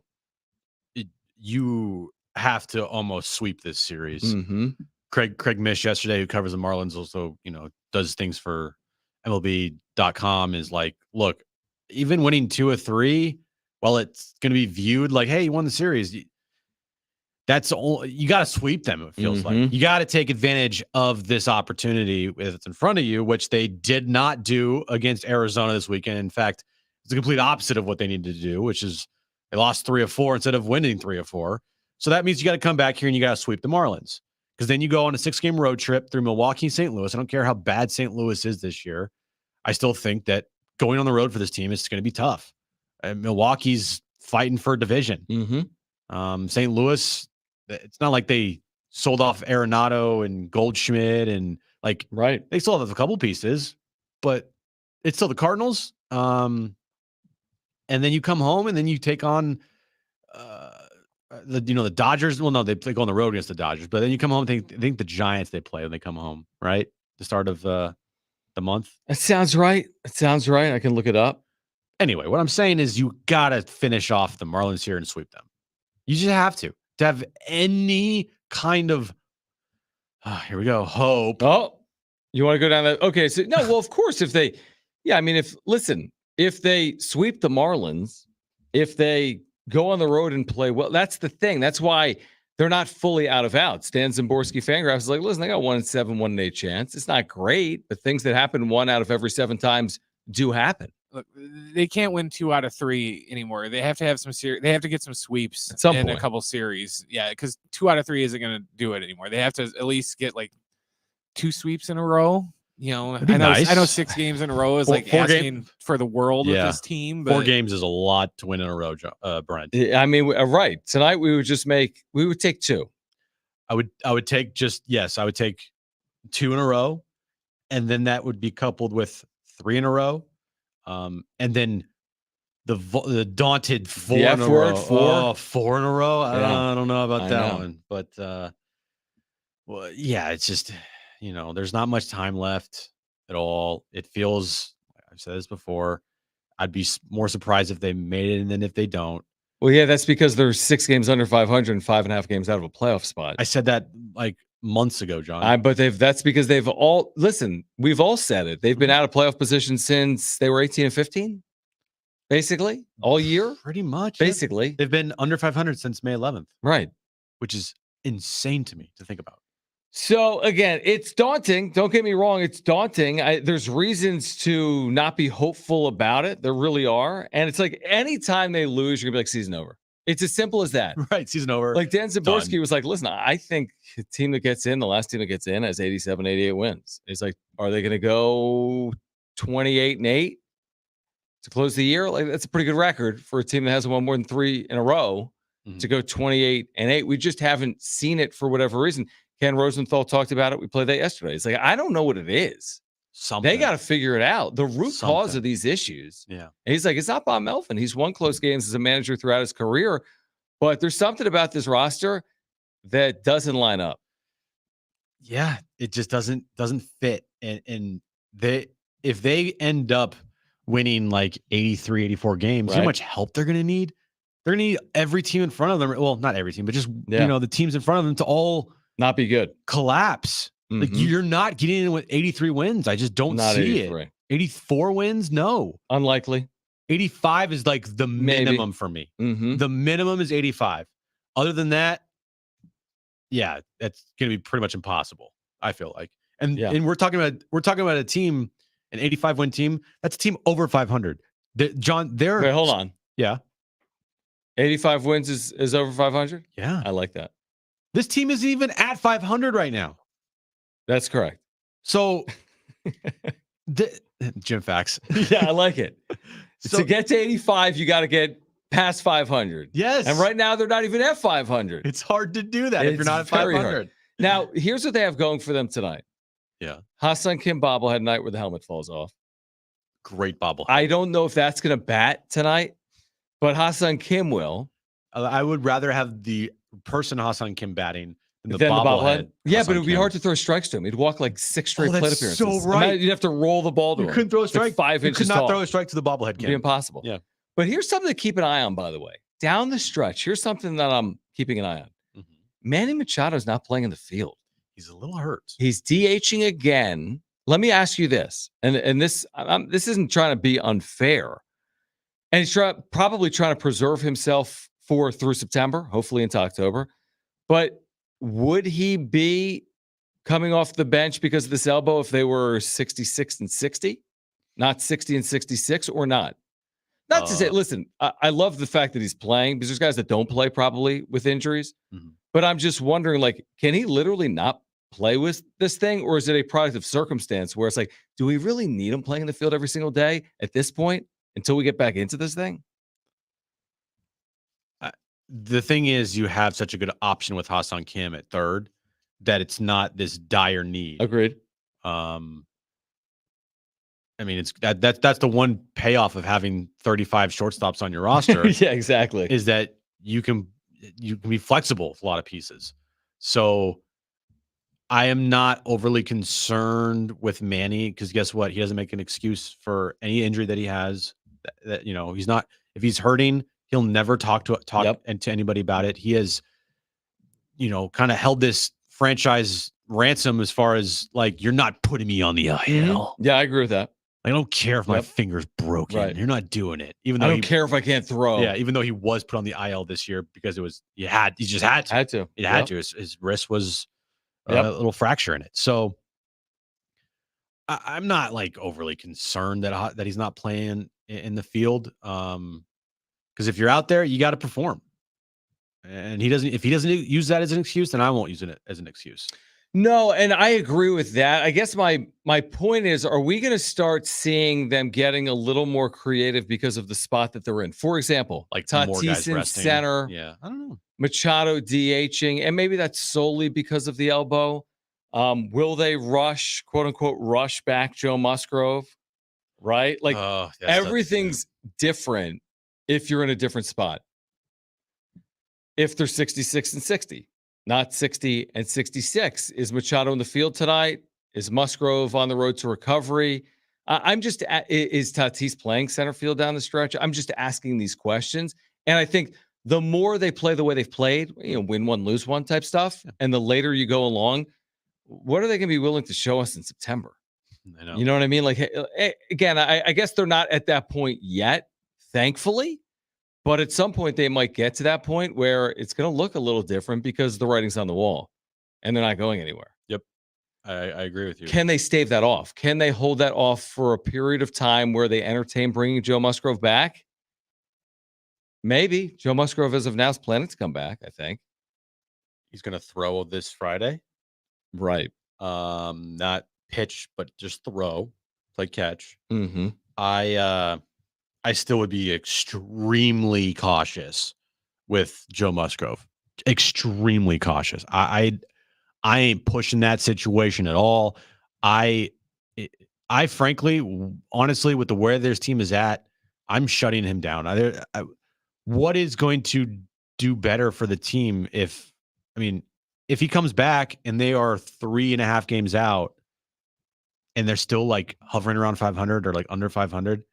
It's not, you're chasing something there that's just like not it. Like, does anybody think this team's just going to go on a magical run? Like, I don't. Mm-hmm. So to risk your health for that, for a team that's kind of just bleh, I don't think it's worth it, honestly. I just don't. It's such a big investment. They got it for the next 4 years. If they were like the Braves and they were the best team in baseball and you had like a World Series front runner and like a legitimate chance and, then yeah, he's going to push it for sure. But for this team, like, I don't know, man. I don't know if I would.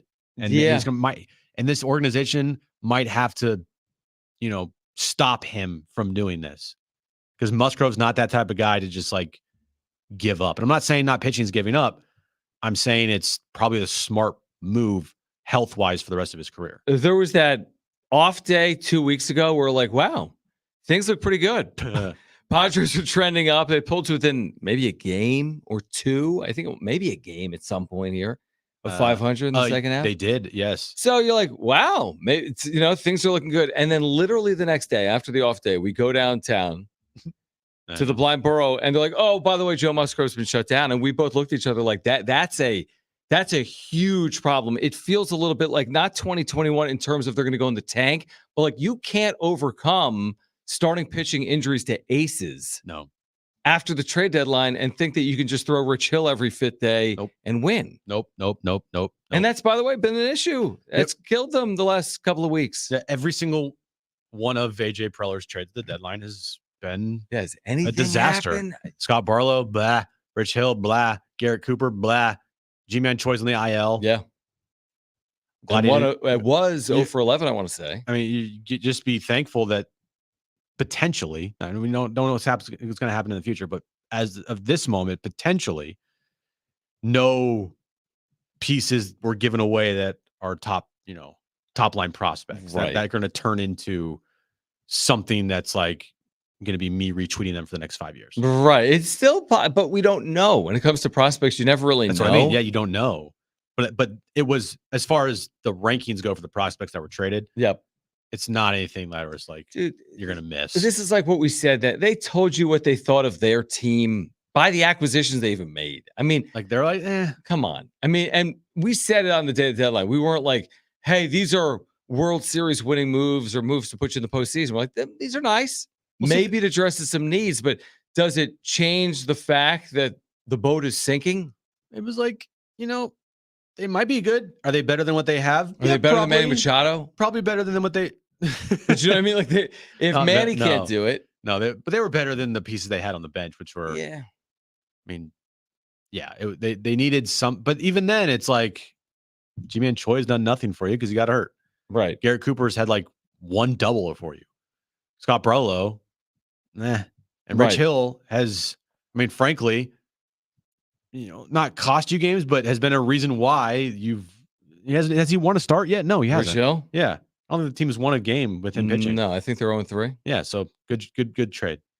Yeah, I mean, I'm with you. I mean, I think we said on the day of the trade, I'm like, I'm not going to kill him on the other side of it because I don't really think he did anything. As in, it might work well. How well? It might not work well, but whatever. Yeah, to me, it's very blah.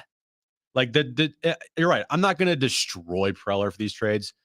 But at the end of the season, like we did say, hey, because you did not trade Snell and Hader, you better make the postseason. Right. Because if you do not make the postseason and the day you're eliminated, you're damn right we're going to look at you not trading Snell and Hader to get some pieces back. Because now, guess what? You get nothing for them. What do we say in late July? I said, and I was somewhat facetious, but my point was my point. I'm like, the worst thing you can do is go 7-5 into the All-Star break and pretend like you're good. They pretended when hard. You've played 100-something games and you haven't been good. And then the second worst thing that they did, if they don't make the postseason, like you swept the Texas Rangers. Yeah. Isn't it interesting to think that if you had different results in that series, you would have potentially parted ways with Blake Snell and or Josh Hader? Like if you lost 2 out of 3 to the Texas Rangers, yeah. Instead, they swept them, and like you got to go for it. And it was like you have to do it. Yeah, there's still a lot of games, and there still are games, but it is amazing that like one series may have like dictated what they were going to do with their future. Remember when you like yelled at me for saying that Friday at Blind Burrow? Oh yeah, that's right. No, I don't remember yelling at you for that. Yeah, you did. On that Friday. And that's how I felt. I said, it's stupid to pursue trades or not pursue trades based on one series. And I still feel that way. And that Friday, I said, I think that this series, and it was the day you were late because you were stuck in LA. Yes. Was it? It was. That was the trade deadline? It was the trade deadline day. Yeah. That Friday. That was a good call by me. Yeah, good job. Just go to LA. And leave Santa Monica noon on a summer Friday. Yeah, perfect idea. I could get downtown San Diego by 3. I can get there like 45 minutes. Yeah. That day I remember opening the show with this weekend could mean a lot, and that whatever happens in this series, I think determines what they're going to do. But I remember me saying consistently, that's dumb. I know you did, but guess what? It happened. I mean, again, I'm not GM, and I didn't know what they were going to do, but obviously after sweeping Texas, they weren't going to punt. They did not punt. I don't even know if they would have. I mean, you even said this, I think, and it may have been right. I don't know if they would have. If they lost 2 out of 3 and there were 2 games worse, I don't know. You think Blake Snell is gone? I do think there's a lot of, even if they lost that series, like a lot of people in the organization that no matter what didn't want to trade Snell and Hader because that's just a mission of complete failure with a team that you spent so much money on and at the time we didn't know Joe was going to be out for potentially the rest of the year. Yeah, but isn't this okay? And we've had this conversation a few times, but isn't this basically by not punting then? And again, it is what it is. And I understand the path they took, drawing 3 million fans, and the support's been amazing. You want to chase it down, it's possible. But isn't it like equatable to when you got a bad grade, but mom's not going to find out for 3 weeks because like the semester ends? Like I'm not telling her. I'm just not going to say anything. I'm not saying anything. Isn't that the trade deadline of the Padres? Like, hey, we're in it. Where they're behind the scenes, like, we're not in it. Hey, we're in it. Like we're not kind in of it. That false hope. You bought yourself 60 days to be like, here we go. Yeah, I know. I guess. That's how I looked at it. Even at the deadline, I'm like, Again, the issues are the issues. The problems are the problems. Those still exist today, even with Blake Snell on the mound against Miami, where you just got to be perfect here. You have to. You have to sweep this team. You have to win 2 out of 3 against Milwaukee. and the Cardinals are so bad, like, go sweep them. But that's a lot of wishful thinking there. Right. A lot of wishful thinking. I don't know if that's gonna be I don't know if they're gonna do that. I mean, there's a real possibility, John, that this team goes the entire 162-game season and does not win 1 or 3 games. That's possible. Like, That how is possible. crazy is that? Not ideal. If I told, like, hey, a team with Manny Machado and Fernando Tatis Jr. and Yu Darvish, Josh Wouldn't win more Hader, than 3 in a they row. wouldn't win 3 Like the more than start 3 of in a 30 for 30. a What if I row. told you? Oh, this is a 30 for 30 Yeah, team they for might want to sure. share it with the Mets. True. Potentially. Yeah. Keenan Christian, San Diegan, back home, played at SC, named captain here in 2023. San Diego State running back Keenan Christian off the practice field will join us on the other side of a break. Plus, Jim's back page is still ahead. Plus, we have tickets to give away. We'll do that here in the 5 o'clock hour. A pair of tickets to see Godsmack at the North Island Credit Union Amphitheater. This is coming up on August 27th. Tickets and info at Ticketmaster.com. Keenan Christian joins us next.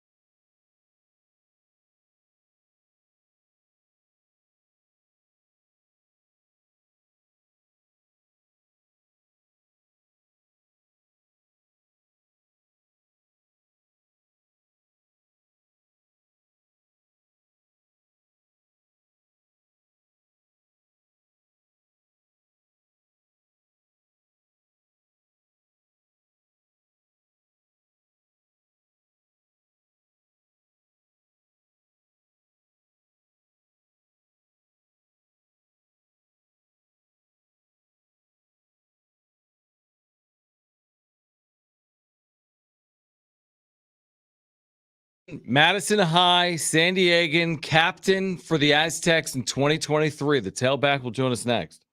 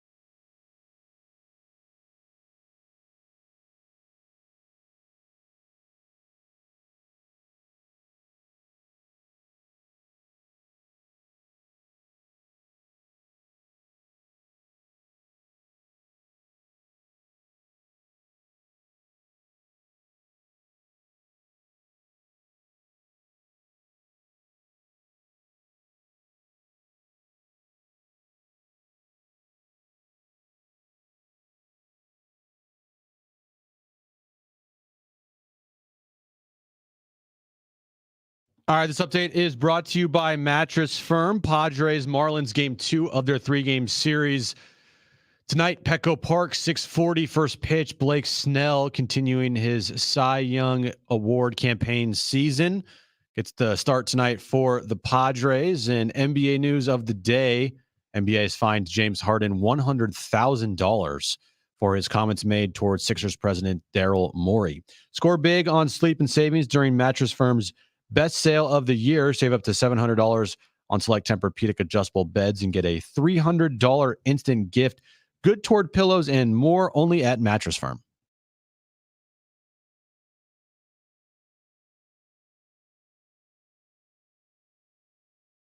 All right, Keenan Christian, Aztec captain, is going to join us in just a moment or so. San Diego State, Ohio is Saturday at 4 p.m. Our pregame coverage begins at 2 on San Diego Sports 760.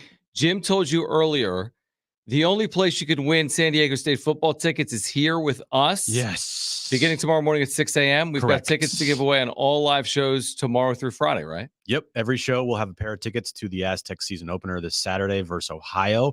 So make sure you start listening tomorrow morning, starting at 6 a.m. to Big Rich, TD, and Fletch, and Darren and Marty at noon, and then us, of course, starting at 3 o'clock. The Aztecs, they had their football luncheon, by the way, today. You may recall, Jim, I emceed that event That is earlier today. why you are dressed up. Very nice event. And we've got San Diego State's tailback and captain Keenan Christian with us right now. John and Jim, the all-new San Diego Sports 760. Again, the Aztecs in Ohio, Saturday at 4 p.m. Tickets are available at goaztecs.com. Keenan, we appreciate you joining us. Let's start with being named one of the captains for San Diego State in your senior year. How impactful is that, and what does that mean to you? First off, I just want to say thank you guys for having me. It's a great honor. But it's one of the highest achievements that you can ask for as a senior. You know, I mean, being that this is only my second year here, it's more of an honor than I feel like than to just another senior that's been here for 4 years, because I try and lead by example as much as I can, and I just try and keep my head down and do the work. I'm not a big vocal guy, but when I do have to talk, I feel like the team sits and they do listen to me and understand what I'm saying. So it's a great honor to be named captain of this team. Yeah, it definitely is a great honor for you, second year here. Keenan, for you, did you ever think coming out of Madison High School that you'd be playing at San Diego State? No, I didn't, honestly. I did not think so. I thought when I went to SC, I was going to be there, and that was going to be my journey.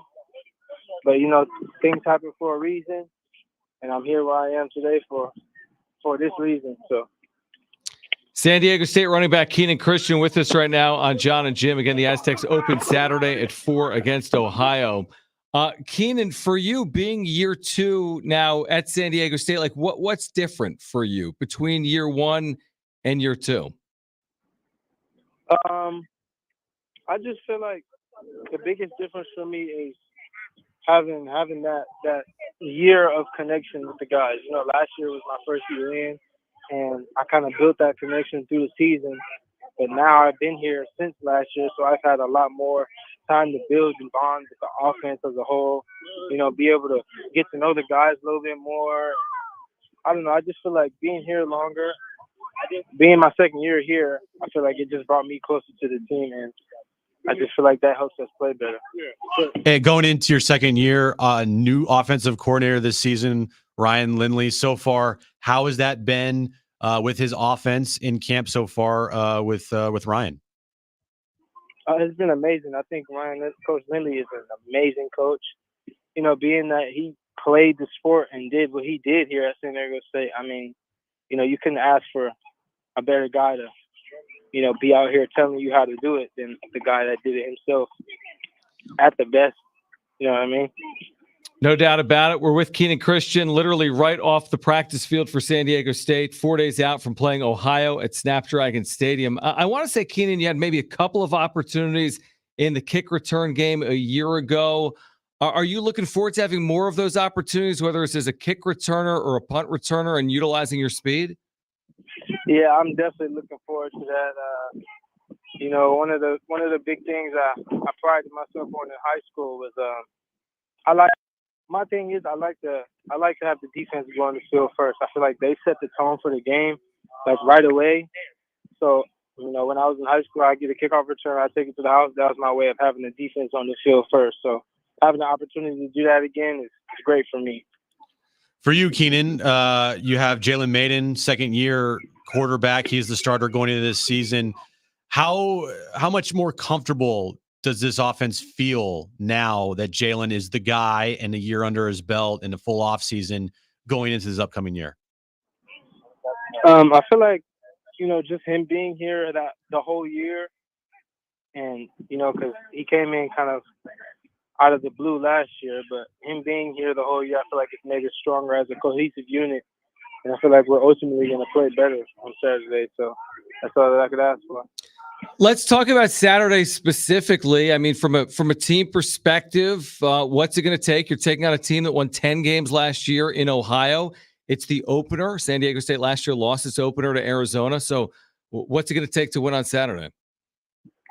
It's going to take everybody on the team, really. Everybody playing tough, being disciplined. We know what we got to do. We've been training for it, so we just got to go out and we got to execute the right way. Ohio's a really good team, and we all know that. So we know, and we're not doubting any one of them. We just know that they're going to play hard, and we got to play harder. For you, Keenan, some goals that you have for yourself this season. What have you thought about that? And what would those goals be for you personally? Ultimately, I haven't really set goals for myself for the whole season.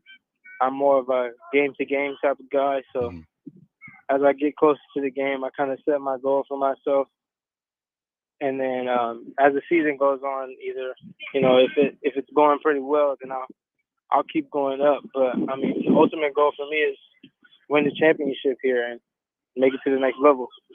So game one goal, maybe 200 yards, 2 touchdowns? 3 touchdowns. Yes, sir, definitely. No doubt. Yes, sir. Keenan, we appreciate it. We know you're right off the practice field. We're really looking forward to Saturday. Congratulations on being named to captain, and we'll see you this weekend. Thank you. It means a lot. Thank you, guys. All right. Keenan Christian off the practice field for San Diego State. Again, tickets, we'll give them away tomorrow morning at 6 a.m. Big Rich, TD, and Flitch. And Flitch. Big Rich, TD, and Flitch. Tomorrow morning at 6 a.m. Is that a new show? Thank you, because I'm going to call him Flitch now From now for the on? entire football season. It's a very good show. I thought that's a new show. It's competing against Big Rich, TD, and Fletch. It's on HG Radio. I like the Big Rich, TD, and Flitch show much more than Flitch is way better. Yeah, Flitch is way better than Fletch. And then the Darren Smith show. The At Darren noon, Smath. you can win tickets. The And Darren then Smath show. Jan and Jom from 3 to 6. I don't know what I'm talking about. You've lost it. We've been talking about San Diego State football. I wanted to mention this because I found it to be really unique. It's not every day you're at justice.gov reading press releases about San Diego State teaming up with the U.S. Attorney's Office, but that did happen today in a name, image, and likeness campaign. San Diego State University basketball joining with the U.S. Attorney's Office to launch fentanyl awareness campaigns, which is really unique. As a lot of people probably realize, fentanyl dangers are crazy. So this isn't just raising awareness about the dangers of fentanyl, but it also talks about, and Brent talked about this off air, about awareness of where you can obtain the drug that's necessary if you have an overdose, Narcan, I believe it's what it's called. So really unique. We talk about name, image, and likeness a lot. Like, what does this really mean? To partner with something in regards to stopping fentanyl overdoses for San Diego State men's basketball team, I think is pretty cool. I think the awareness definitely needs to be put out there. And I think it's a really good cause. I think, making sure that you understand that this stuff could slip in anywhere and it's like really, really deadly and it can ruin families' lives if you just take the tiniest bit of fentanyl. So I think that the awareness for this by San Diego State, I think it's great. Yeah, again, the U.S. Attorney's Office and the nonprofit Mesa Foundation launching a social media campaign today with the 2023-24 San Diego State University men's basketball team to promote fentanyl awareness and prevention. Pretty incredible stuff in the name, image, and likeness space. All right, we do have Godsmack tickets to give away, so why don't we do that right now? Caller 4, they are yours. 844-570-1360. 844-570-1360. Caller 4, they're yours. Godsmack is at the North Island Credit Union Amphitheater August 27th. Tickets and info at Ticketmaster.com. Caller 4, pick up your phone right now. They are yours.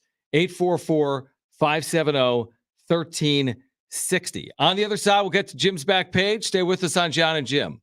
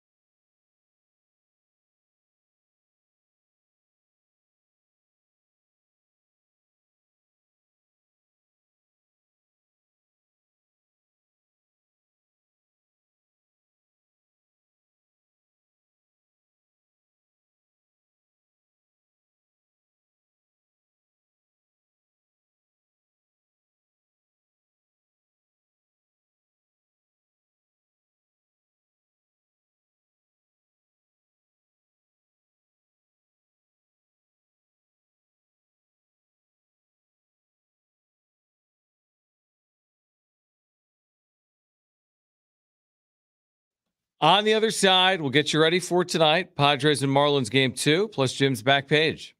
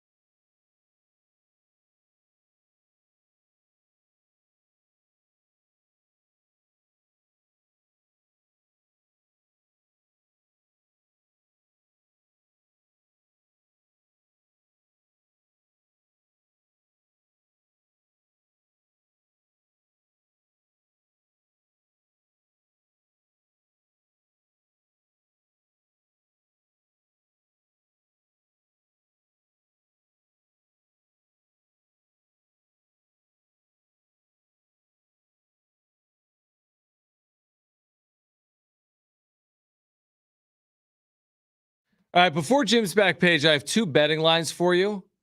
All right, Padres at home tonight against the Marlins, minus 150. All right, I don't know. heavier favorites, minus 170. It's close. Which is a pretty decent favorite against a half decent team like Miami, but you have Blake Snell. Aztecs over Ohio by 1.5. 2.5. So it's sat in that 3-point range. That's Saturday right here on San Diego Sports 760 tonight. Padres favored, somewhat heavy favorite. Saturday, not a pick 'em. San Diego State a slight favorite over Ohio. Ohio will have their starting quarterback off an ACL, coming off an amazing year. Game time 4 p.m. We hope to see you there. Pre-game coverage here is going to begin at 2 p.m. All right. By the way, we're keeping our eye. I don't know if we should on other scores around baseball. Doesn't matter. Let's just see if the Padres win tonight. Cubs are losing. Giants are winning. Yeah. Arizona plays later on. Right. Padres versus the Marlins. Reds play tonight in Anaheim. Yeah, we'll see. Mike Trout's back. So, He is. Yeah. So we'll see. All right. Let's get to it.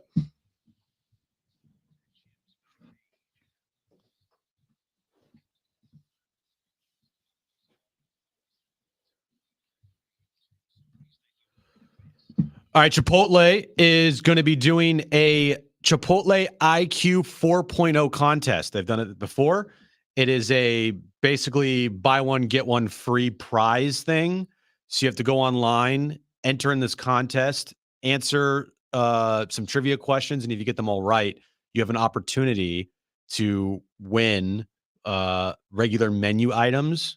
So you have to buy something, and you can possibly get a burrito bowl, single order of tacos, quesadilla, or a salad. What's the thinking here? So go to Chipotle and test your intelligence and win free food?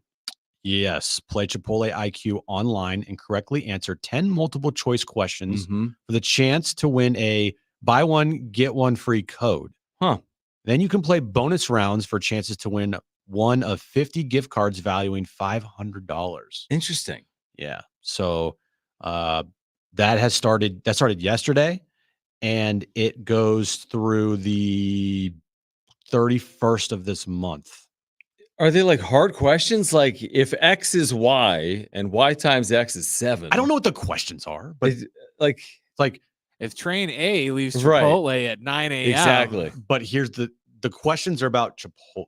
So they're not just like normal. Okay. Yeah, Okay. That changes everything. It's not like answer like why is the square root of Z? This over molecule X? was developed in a Yeah, it's not British city. Name it. No, it's I not. think I'd rather have those. I think I know more of those than I do questions about Chipotle. Right. It's not Okay. like that. Interesting. Remember the story on the back page? I think it was about a week ago. The Mexican In-N-Out that was like Yes. in out or something. Any Audi or whatever. Any Yeah, I Audi. It remember was that. it was a different name, but they like were copying what In-N-Out, was doing, right?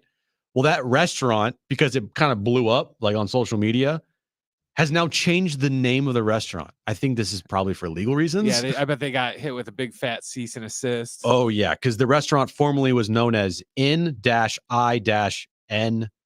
Out. Got you. So I mean, come on, it's In-N-Out, right? Exactly. They have changed the name of their restaurant to Sophie's Burger, according to their Instagram. Sophie's Burger. According to their Instagram accounts. So It would have been funnier if they just changed it to Burger King and spelled it like different. It's King with two That'd be Ks. amazing. That would Yeah, be- that's creative. Totally different. Yeah. yeah. So And where is this? Come get your it's whimper. in Mexico. In Mexico. Home of the whimper. Yeah. It did get back to In-N-Out Burger. They were not happy with the pop-up restaurant What? using Really? their Why name. not? Yeah. They said that there's ongoing litigation towards this restaurant. Really? I mean, come on. What? I can't start a shoe company called Nike and spell it differently and No, John. with a swoosh? No, John. Okay. Come on, Wish says different. Wish? You know that website? Yeah, No. Wish. You don't know? No. It's a common joke that you'll buy stuff off Wish that's all bootleg. So Gotcha. you'll buy a pair of Nikes, but it's Nike with Right, two E's. right. And Gotcha. Do you remember, John? I don't know if you do. Remember that viral video that came out? I don't know if it was last year. I think it might have been last year at Yankee Stadium, with a man in the stands Oh, he's drinking his beer with a hot dog. hot dog straw yeah, guy. yeah, definitely. Using the hot dog as a straw. I thought it was really weird. Very weird. Mm-hmm. I do kind of think, though, that it was a plant by like a Jimmy Kimmel or somebody. Yeah, we thought that at the time. Yeah. It never came out to be, but just because of how weird and just kind of gross it was, I always thought it was a plant, and that somebody in the media or a talk show host was like, got everybody. Yeah. Well, Oscar Mayer is taking advantage of this whole entire situation right now. They have, and they're going to be coming out with the Oscar Mayer hot dog straw. But this happened when? It's happened It's last year. last year. Yeah, so it's like they're like a little late to the party, aren't they? I mean, I guess. And what is the Oscar Mayer wiener straw? It is a straw that looks like a hot dog. So it's literally a straw, but it's a hot dog. And it's not a real hot dog. It's just a. Oh, that's okay. Oh, it just looks like it. Just looks like one. And where are that's these perfectly available? Fine. When is it available? Or like where? You can just buy it? pre-order it right now on Oscar Mayer websites. Mhm. They're plastic. They're hot dog plastic straws. So That's very that's kind of creative. yeah, I can see that selling. it's creative, but also like I don't think Oscar Mayer would ever sell a hot dog and be like, yeah, use this as a straw. Yeah, probably not. Like they're gonna sell like something that you could keep for a long Right. time. That it looks exactly like a hot dog. It's shaped like a hot dog. It has the hole in the top, and you can suck on the hot dog. Okay. Yeah, we get it. No, we Yeah. understand. Okay, there you go. But you're saying Oscar Mayer wasn't in on the initial viral clip. Like Not that there's anybody- no one knows that wasn't planted, stage, set up to the best of our knowledge. Not that I know. Yeah, of. I don't buy that. You don't just do that and have that videotaped and then like go viral. The Oscar Mayer hot dog straw. Available soon. Pre-order yours today. OscarMayer.com. Yeah. All right, guys. Good show. We'll do it again tomorrow, 3:00 right here on San Diego Sports 760. By the way, the Brady Hoke Show is tomorrow at 6 p.m. as well on San Diego Sports 760. If you missed anything today, sportssd.com, iHeartRadio app, iTunes, TuneIn Radio, Spotify, YouTube as well. Search for John and Jim 760. Find us on social media at John and Jim, JONANDJIM. We're back tomorrow at 3 for Brent and Jim. I'm John. It's the all new San Diego Sports 760. Bye-bye. Okay. Watch Ahsoka. Excuse me?